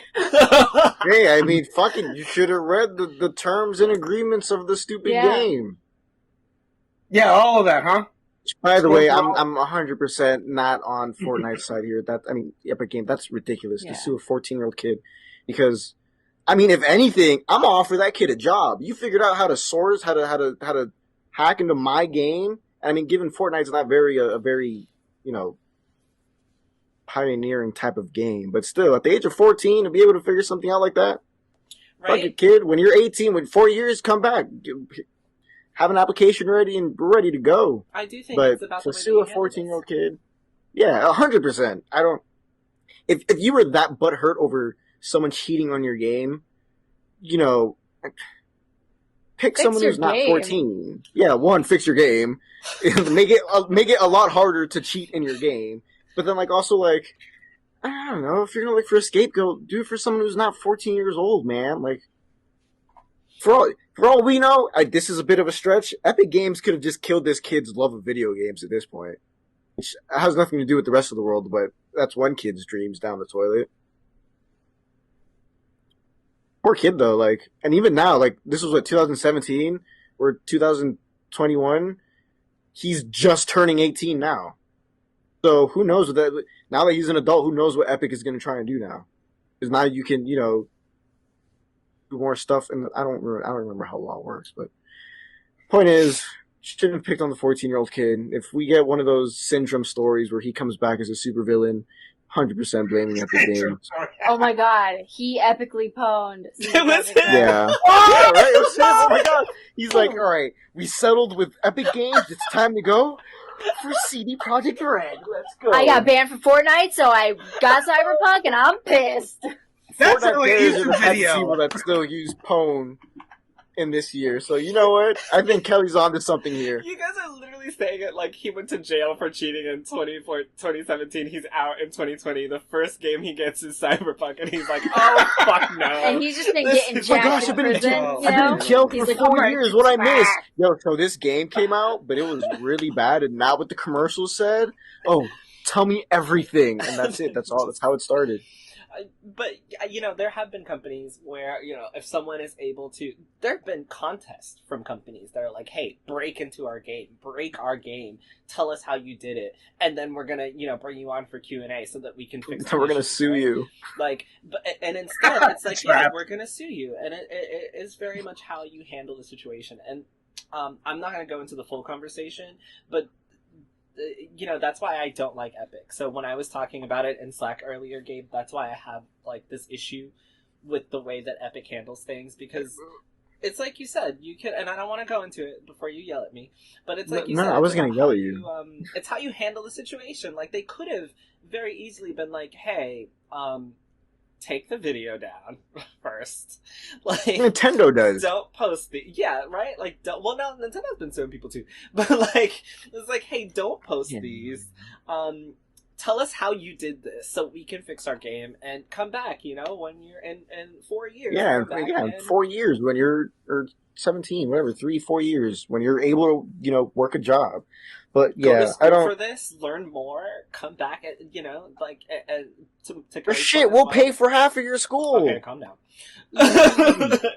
With the amount of money that Epic makes, Exactly. The same paying amount for of money half they of can- someone's tuition The same amount of money they could use to pay people when they steal their dance to moves pay that they people, created. yeah. Mm-hmm. The same amount of money they're using to sue Apple, even though they're the reason that their game got taken off, because they're Are they still with the legal battle with Apple? Yeah, I haven't seen it resolved yet. And it's like, you literally say, hey, this is the biggest market for mobile games. We're going to put ourselves in a situation to take ourselves out of that, and then, take away an entire, millions of players can no longer access our game because of something we did. But you guys are just going to have to deal with it because we're trying to make a point. So sorry, just like, I guess go download it for free on whatever else you play on. I hope that your iPhone wasn't the only thing, or your iPad wasn't the only thing, because now you can't play it on that anymore. And then it's also like, we're trying to be treated, differently from everyone else. I don't actually want to talk about this. Is there anything else you guys want to talk about with this 14-year-old? Alright, No. So Riot Games has apparently confirmed Tuesday that it's investigating allegations of gender discrimination and sexual harassment by its CEO Nicola Laurent in light of a legal complaint against the League of Legends and Valorant developer. Have any of you played Valorant? No. Valorant? Yeah, I hated it. Really? Yep. I've it's awful. literally seen it, and it looks really fun. It's really fun if you're playing with people that you like, but if you play online on that game, you're not gonna play with people that you like. Just so you know. You're gonna play with children, they're gonna fucking boss you around, and when you scream at them, They're gonna hack the game. Yeah. Oh, wow, this They're gonna break through your firewall and epically And then send you a message, you just got epically pwned. Oh my god. Yeah, no, I had an altercation with a child in Valorant, and I don't want to play anymore. I'm not the only one that's had altercations with children online now. I'm so sorry, guys. Like, I always thought, wow, this game looks so cool, but I didn't know it was that toxic. Oh my god. I like watching my friend play it. After I tried it, I was like, this game's not for me. I just watch my friend play it. It's exciting. Because he plays with a group of people. It Yeah, looks fun. it's exactly. It's very exciting, and it's a good game. It's one of those, like, I guess, like CSGO, type, which is cool. And I definitely think that it's, like, interesting. And it was good. I got it when it came out. I was, like, so excited. And then that they had that whole thing with the stupid software on your computer, too, though. Like, the anti-cheat. Oh, yeah. Yeah. It was, like, pretty much tracking That was another thing everything. that's why people didn't like the Epic Games Store as well. Yeah. Because of that, like, anti-cheating tracking thing that was, like, Yeah. installed on your computer. And I was like, you couldn't turn it off. Yeah. Steam instead, but... Yeah, but Valorant, just no. But what about discrimination? Yeah, so the legal complaint by former Riot executive assistant Sharon O'Donnell was filed in January 2021, and O'Donnell, who was terminated by Riot in July of 2020, is suing for lost wages, medical expenses, and general damages related to her employment. And here's a quote from the article. It says, "Core to giving rioters confidence in our commitment to culture transformation is taking all allegations of harassment or discrimination very seriously, thoroughly investigating claims and taking action against anyone who is found to have violated our policies." This is Riot spokesperson Joe Hickson. In this case, because some of the claims relate to an executive leader, a special committee of board directors is overseeing the investigation, which is being conducted by an outside law firm. Our CEO has pledged his full cooperation and support during this process, and we're committed to ensuring that all claims are thoroughly explored and appropriately resolved. O'Donnell joined Riot in 2017, worked there until her alleged wrongful termination in July 2020, and during the course of her employment, she claims that she was repeatedly yelled at by Lauren and was consistently told to watch her tone by the CEO. Some of her other allegations include Lauren telling female employees the best method to handle stress during COVID-19 pandemic was to have kids. She also claimed that Laurent made sexual advances towards her and asked O'Donnell to travel with him outside of work. She said in the complaint that when she declined his offer, he yelled at her, and he later had her work duties taken away. She said she was criticized by the CEO for her tone, and she said she believes her termination, which occurred shortly after she complained to Riot's HR department about his behavior, was in direct relation to refusing the CEO's alleged advances. During her employment, she claims that she was a non-exempt employee covered by the wage and hour laws of the California Labor Code, and that she was treated as an exempt employee, meaning she did not receive the benefits constituted by the Labor Code in California. She should have been paid for all hours of her work, received meals, breaks, rest breaks, and paid for overtime, according to the documents, but she was not given those things.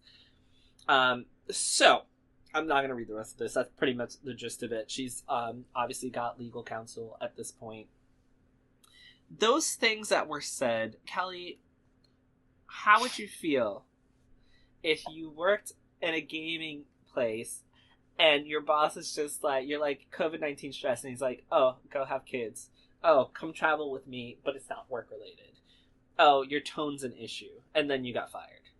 How are you gonna do all those things though? Like, is he gonna take you traveling while you're While pregnant? you're pregnant? Apparently. That's how you're gonna get pregnant, on the trip. Okay. By him who was... By him. Yeah, okay. I don't know. That's a lot. That is a lot of information. Like, not only, like, one of the things, but, like, a lot of things, you know? And is it different people? Like, you said the CEO, but then No, he is her the boss? CEO. Okay, The so CEO he's the was her CEO, boss, so that's yes. the person. Okay, that was her direct boss. Okay. So I was like, okay, at sometimes they're saying CEO, and sometimes they're saying, okay, now that makes sense. Yeah, I mean, CEOs are overpaid. As you can see, they have way too much extra money for traveling. Clearly. You know? You can just take whoever from the office, apparently. Go wherever the fuck you want. Yeah, even pregnant. I mean, whatever. Clearly. But, and if he can afford a child, I mean, all right. That's already, you know, a lot of money. I don't know what to say. So, like, I don't even think that... I just don't even know how I would react if someone said that to me. Like, I've been yelled at jobs before, legit, but, like, once. And then if you yelled at me again, we're fucking screaming. Like, I don't care. You're not gonna yell at me and just have me sit there like, oh, well. I mean, I assume if the CEO is her direct boss, she was probably paid very well. I would assume, I would hope. I mean, if she's getting discriminated against for being a woman, she might be getting paid less because she's a woman. Who knows? Yeah, I know for sure that saying, oh, just have kids or whatever, that is, like, legitimately sexual harassment. Because you would never say that to a man. I mean, you never would, you know? I don't know. I mean, what, like, go have kids, shut up! What? Like, I don't know. Like, well, I think, like, just like, oh, you're experiencing stress from COVID, oh, you need to just have a baby so that you have something to, you know. Yeah. Like, what, more to take care of when I lose my job for being discriminated? Exactly, children are, like, stressful as fuck. Like, that is stressful as fuck. Like, it's just like I said, it's kind of a lot.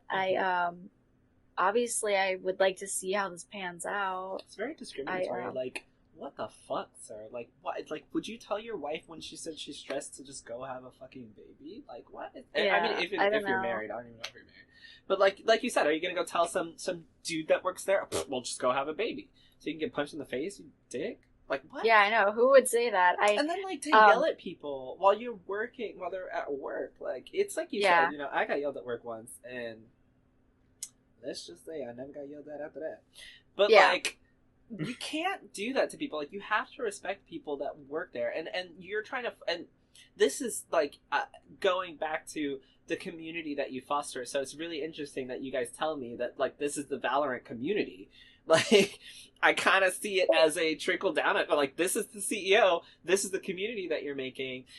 Is this how you're, like, if this is how your streams are held, how do Riot standards, how do the standards of Riot games affect the way that this is handled? Like, if this is happening at the very top, I'm sure that y'all don't give a fuck what happens on Twitch, right?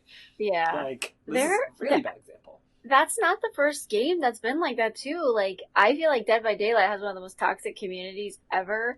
And, like, then they had that video about, we know about the colorblind, like, I'm like, wow, okay. It kind of does seem like it, like, yeah, it kind of, like, fosters in that. And, I don't know, like, a lot of people got out of Valorant. Like, it was, like, I feel like a short-lived thing because I used to follow a lot of people that were playing Valorant, and now I don't. I mean, I guess it's kind of a competitive game. I don't know if they do tournaments. I don't know. It kind of came around, you know, when COVID was happening. Obviously, a lot of stuff went online. Yeah. But, like, I don't see a lot of people, like, really doing it anymore. I don't know if it's... Obviously, people had a lot of problems with it. But, yeah, the sexual harassment, I don't know. I feel like... discrimination, especially from a CEO, is not something, like, I'm not surprised to hear it. Like, yep. I don't know, like, I'm not finding this surprising. But I don't think that anyone deserves to be treated like that. But I don't really know what your kind of, like, recourse is. Like, I guess she just sues for money. Yeah, I mean, she's already been fired, so, like... Yeah. I mean, now what? Like, you don't have your job and you worked for Riot. I mean, that was like cool, you know, a gaming job. That would be awesome. But I think obviously you don't want to sacrifice your dream in gaming, but you also don't want to be treated like that. And I don't think that you should be treated like that. So, you know, I know some people that have worked at Riot, and they're like wonderful people. So it's really like, or even the situation with what's happening with DualShockers right now, where a bunch of game journalists are just dropping left and right from that website because of the new management, because of how things are being run. And it's like, you really have to decide whether that's what you want to be a part of.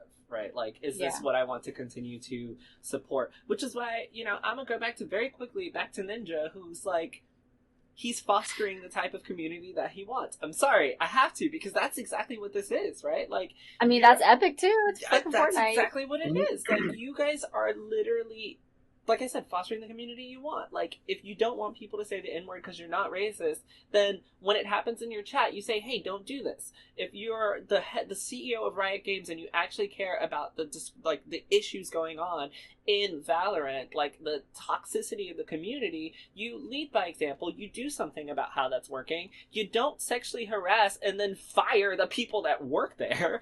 Like, the same thing goes for Dead by Daylight. Like, every time we find out one of these things, I'm like, well, this is why, you know, your community is the way it is. Because, like, Nintendo, like, Reggie's so nice.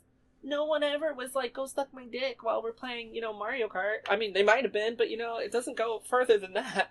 Like, hopefully. Like, it's... See the Smash community. Yeah, but they're just any online community of people that's competitive, it's gonna get nasty at some point. Yeah, Gabe and Brandon, did you guys want to hop in on this before I wrap this up? All I gotta say is, I would have lost my shit at the watch your tone. Right? Yell at me and then tell me to watch my tone, bitch. I would have been in jail if I was her, because I'm swinging inside the office. Yeah, I don't know. I mean, I feel like I have been treated differently at work because I'm a woman, but it was never something so. But like, I don't know. Would he tell someone else to watch their tone? Like, I just don't know. Like, I don't know if it's because she was a woman that he would say that, or if he didn't tell anyone that, I guess. I would say whether it was because she was a woman or not, you initiated the way that her tone came off. I'm sure. Yes. Like, you started this by yelling at her, and what you yelled at her... yelling all over the office. Exactly. And what you yelled at her was probably some type of sexual harassment shit anyway. So, like... And then also the implications of you know, to go handle the COVID stress, go have a kid, but then let me take you on a trip. Yeah, honestly. The implications on that alone, too... Come on, man. Right? Like, you're literally saying you want to go get this woman pregnant. Stop. Yeah, that's...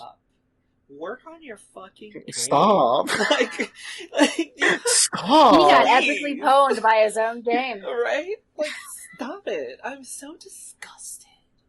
Sir. Like, I hope she takes her ass down. Make her the CEO.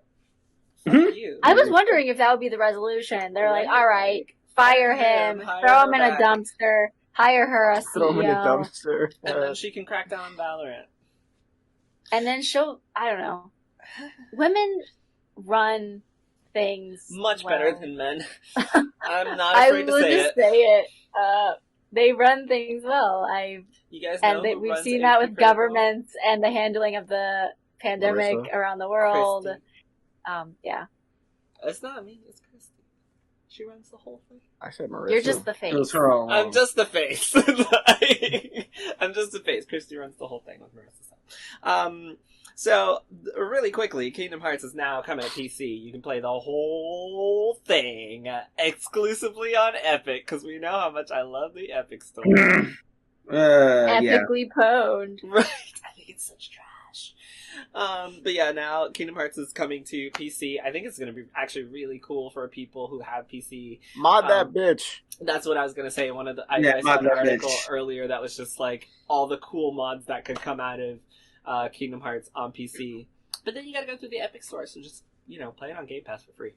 The last thing I want to talk about is last thing. I don't know. No, I get it.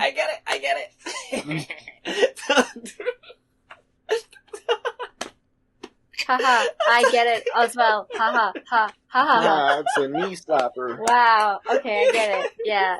Wow, they think I'm so lame. I'm sorry, that was actually funny. Gosh. I appreciated it, Brandon. So the last thing I just don't get the joke at all. Because the last thing I want to talk about is the Last of Us casting. Get it? The Last of Us? The last thing? Okay. Good night. Alright, good night. That's my cue. Yeah, Gabe's about to just Goku teleport. Like, That was so good. You guys are haters, man. I bet y'all don't like dad jokes. I love them. Shit's so good. I love that joke. I love corny jokes. Come on. That was the corniest transition in the world. It's The Last of Us. The casting for The Last of Us. Okay. Alright, go on, we get it. Anyway, so there have been some very interesting reports going about The Last of Us casting. I'm sorry, my belly button keeps getting stuck on my belt buckle, and it really hurts. So that's why I keep doing this, and I keep getting in pain. Oh my god! That's honestly why I took mine out, because I just got sick of it catching on everything. The reason I have it in right now, I'm gonna tell you after the podcast, and then I'm gonna show you what it says. Oh my god! And then I think I have an idea. So how many of you guys have watched Game of Thrones? I mean, yeah, like four times. Like the whole season. I've read the books, and watched it like 4 times. So I've read the books. I have not watched the entirety of the show. I've only watched season 1.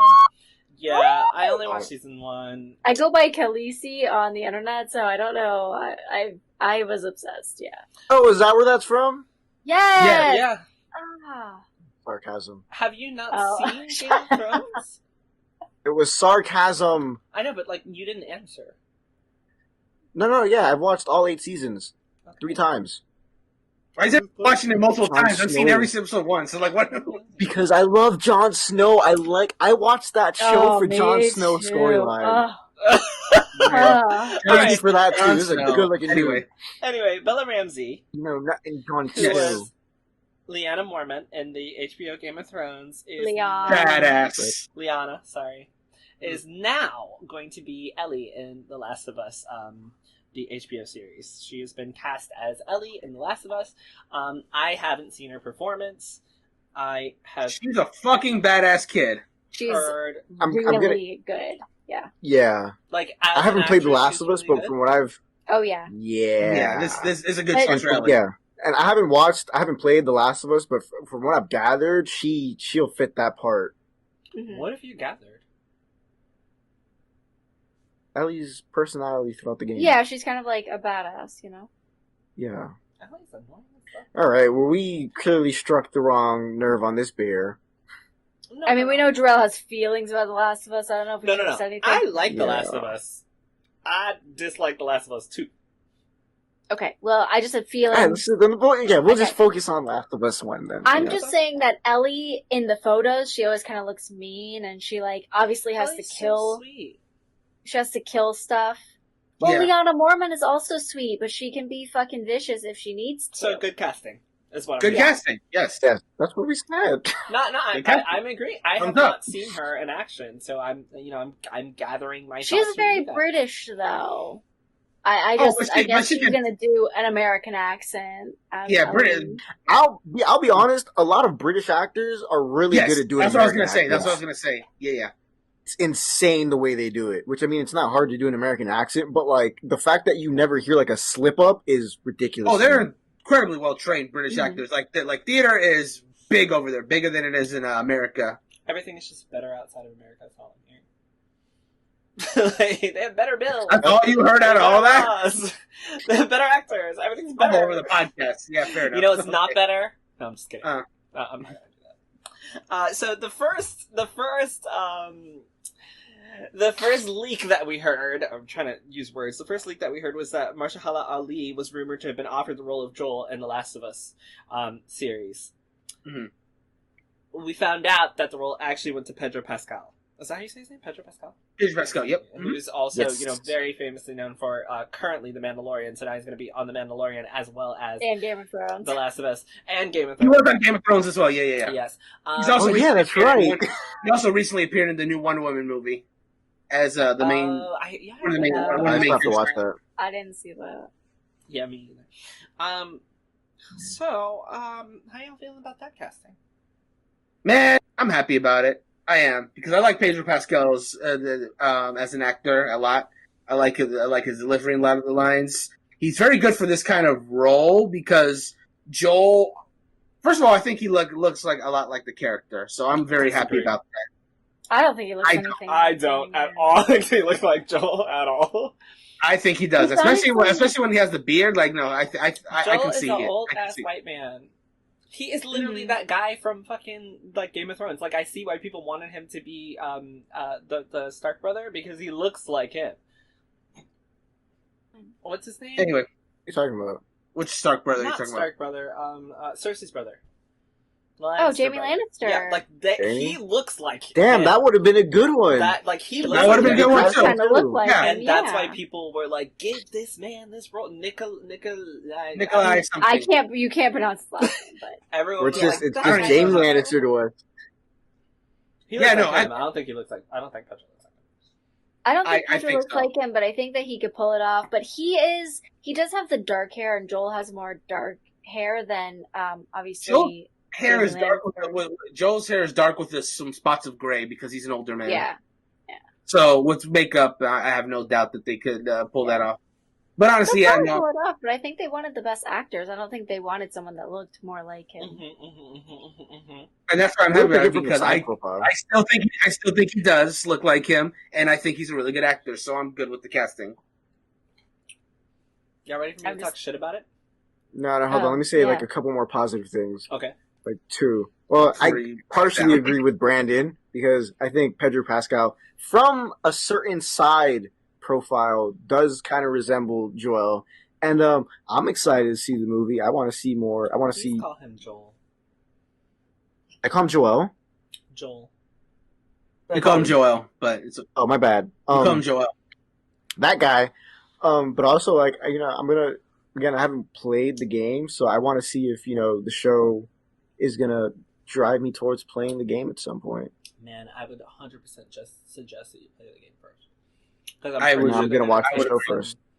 No, I'm sure you are. Okay. I'm saying, for anyone listening, I suggest that you play the game first because I'm 100% sure they're going to take a lot of liberties from the game to transition into a show.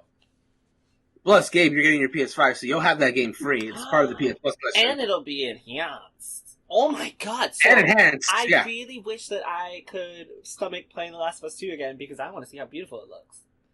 But I'm Wait, not two? gonna I'll let you know. Yeah. Wait, one's the one that got remastered, though. Yeah, but literally it looks better. Brandon, everything looks better on PS5. Oh, sure. Fair. Yeah.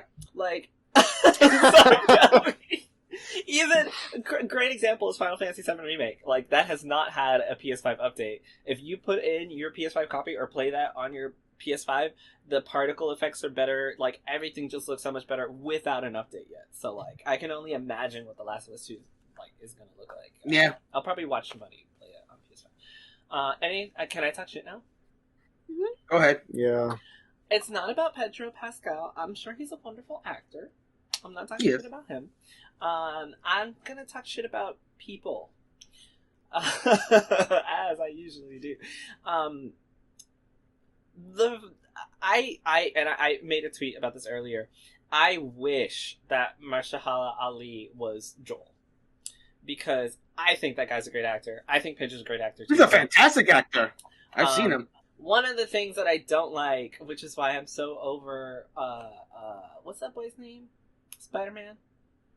Tom Holland. Tom Holland. Tom Holland. I hate when people use the same actor in everything all the time. Like, I dislike seeing, like, one person everywhere. Which is why I was excited for the Ellie casting, because, like, I feel like this girl's gonna be really good.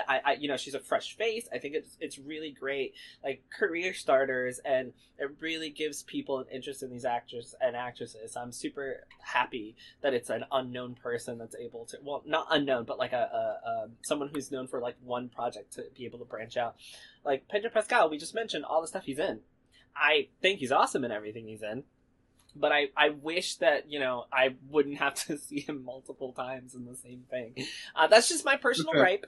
I just don't like when people are in everything. Like, I don't want to watch the Uncharted movie because I don't want to see Tom Holland again. Like, I'm loathing over this kid. And he's great. I think he's funny. I like him. I'm just not interested. You know what's funny? I'd say we're about roughly 2 years before Maher. How's his name pronounced? I always have a struggle. Mahershala Ali. Thank you. I think we're only about 2 years away from him reaching that same status because he's already been cast to play Blade, which I am so excited for because I love his work. Like, I've seen making Blade. Yeah. Yes. Oh yeah, as part of the MCU now, and he's playing Blade, and I'm so excited for that. Like that's exciting. Jerel, did you see Luke Cage at all? I did not. I watched like half an episode, I think. Okay, he's in. If you've seen half an episode, then you probably already know. But he's in the first season of that show. He is so freaking good in the first season of Luke Cage. He's like my favorite character in Luke Cage season 1. And he was also in Alita: Battle Angel. Didn't have as big a role there, but I liked his performance there too. Yeah, everything I've seen him in has been very good so far. So honestly, if it had been him to be Joel, I would have been fine with that too. Honestly, has he ever been like lead cast in something? Lead cast? I know for sure that he's one movie. I couldn't tell you the name though, but I can tell you for sure that the movie he was the lead. But the fact that I don't know the name is, fix your point. Yeah, like I wish that, and obviously I don't know, maybe he turned it down himself. I think it would have been really cool because what I tweeted earlier actually was that The Last of Us would have been awesome if they had, this black guy playing Joel and this white girl playing Ellie, because I think that adds another element to the story. I think it'd be really cool to see how in this post-apocalyptic type zombie-infested world, how we deal with race and, age and relationships among other things. And if you're going to adapt something if you're going to adapt a video game into a screenplay, right, you have some liberties. Obviously they're going to change some things, they're going to make things different. I thought it would have been really cool to see this like older black guy and this younger white girl's dynamic, and I think you can create some really essential moments with that type of pairing, and I thought it would have been really awesome to see something like that. And I mentioned it's kind of like in The Last of Us 2 because Brandon, we talked about it, and I was like, who cares that these characters are gay? There's like a fucking like zombie outside, and I think you were the one who was saying like that the zombie setting is the background, and the focus is more of what's actually happening to these people, right? Right. And so if you had that dynamic, it would very much be like, yes, this is the background, this is what's happening, but there's more of a story to tell by what's happening. And obviously knowing the story of The Last of Us, knowing how Joel and Ellie's relationship is, like, I can totally picture those two playing off each other and having, like, just some really intense fucking moments, like... Which is disappointing because I feel like, that's a wasted opportunity. But I also know that a lot of people want characters to look like the character they're based off of. And this is where I start talking shit because I saw a lot of stuff on Twitter that's like, oh my god, he doesn't even look like Joel. Like, Joel's white. Like, what happens when you make, like, if you do a movie, I think someone said, like, if you do a movie about Obama and you cast a white person to do it, like, that's what we should do now if you're going to make this black guy Joel. Yeah, I'm not going to explain how it's different because if you're listening to this podcast, you should already know. If you don't know, please talk to a black friend or, an ally or somebody. Look up. I don't have time for that shit. Like, don't just look it up. Don't waste someone's time by asking them that question. Just look it up. But also, that's why I was like, I wish it was him, so all you ugly ass racist ass motherfuckers would be mad. Cause I don't give a fuck. I'd be happy as shit. Let them all be mad as fuck. But then, like, the juxtaposition between the announcement of possibly this black guy doing it and then this Hispanic guy doing it, like, obviously people love Pedro Pascal, so there was not a single, like, this guy's, like, Hispanic, like, he's not white, like, the dynamic between those is just really crazy to, like, see and read, right? So, like, as long as you are a certain skin color, it's totally okay to be cast in something, even if you're not. And obviously, this could go into a conversation of race versus ethnicity. So, like, yes, Pedro Pascal would be a white person who happens to be Hispanic. Like, I get that. But it was not, like, it's not the same. Like, the discourse isn't the same. It was, like, you don't see people being like, oh my god, this Hispanic guy is going to be playing this white guy. That's totally unfair. That conversation is not had, right? Like, the conversation was only like, this black guy's playing this white guy is unacceptable. Oh, I totally like that guy. Like, I don't care that he's Hispanic. Like, give him the role because I like the Mandalorian. So, I don't like people. I don't like racist people. I think reading that, seeing that was very disappointing, because I think a lot of times you should hire actors based on, you know, how good they are. I think it's really cool that the option was there for someone like Mahershala Ali to be able to play a character like Joel. I think that really would have added a cool, different definition to what The Last of Us is, because I think the goal behind The Last of Us is, you know, the story around life and relationships and growing up with, you know, someone you don't know. Like, the whole story revolves around these two, and I think Pedro Pascal is gonna be great. Like I said, I'm looking forward to seeing it. I was just very, very, like, over the bullshit of, like, racist people, like, and that's all. I wasn't gonna talk shit about him. I think everyone involved is probably a great person. You know, I won't even talk shit about Neil Druckmann. I could. Ooh. Neil Druckmann, who is Guy now behind The Last of promoted. Us.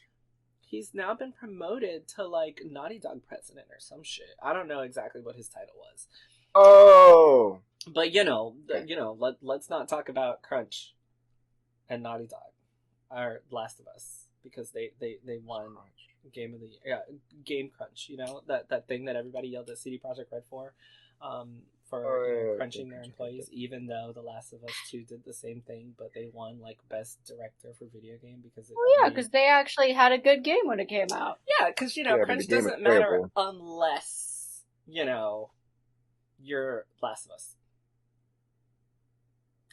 I'm not saying... All I'm saying is, if you're gonna be against Game Crunch, be against Game Crunch across the board. Don't do it for one company and then be like, it's okay for this company to do it, but not okay for this company to do it. Because then I kind of just believe that you're not really against Crunch, you just are against that company. But what do I know? Anybody want to add on this bullshit? I'm tired. Nah, I'm done. I said my piece. I said my piece on this Last of Us topic. And with that, it's been a wonderful conversation, guys. Always great to talk to you all. Late as crap, so I will say good night to everyone. Thank you for listening. Make sure you write us a review, leave us some comments, you know, the whole good thing. We love to hear from you guys. Whoop-de-doo, all that great shit. Yeah, good night, everybody. Peace. Bye. goodbye. Let's go! HPCritical!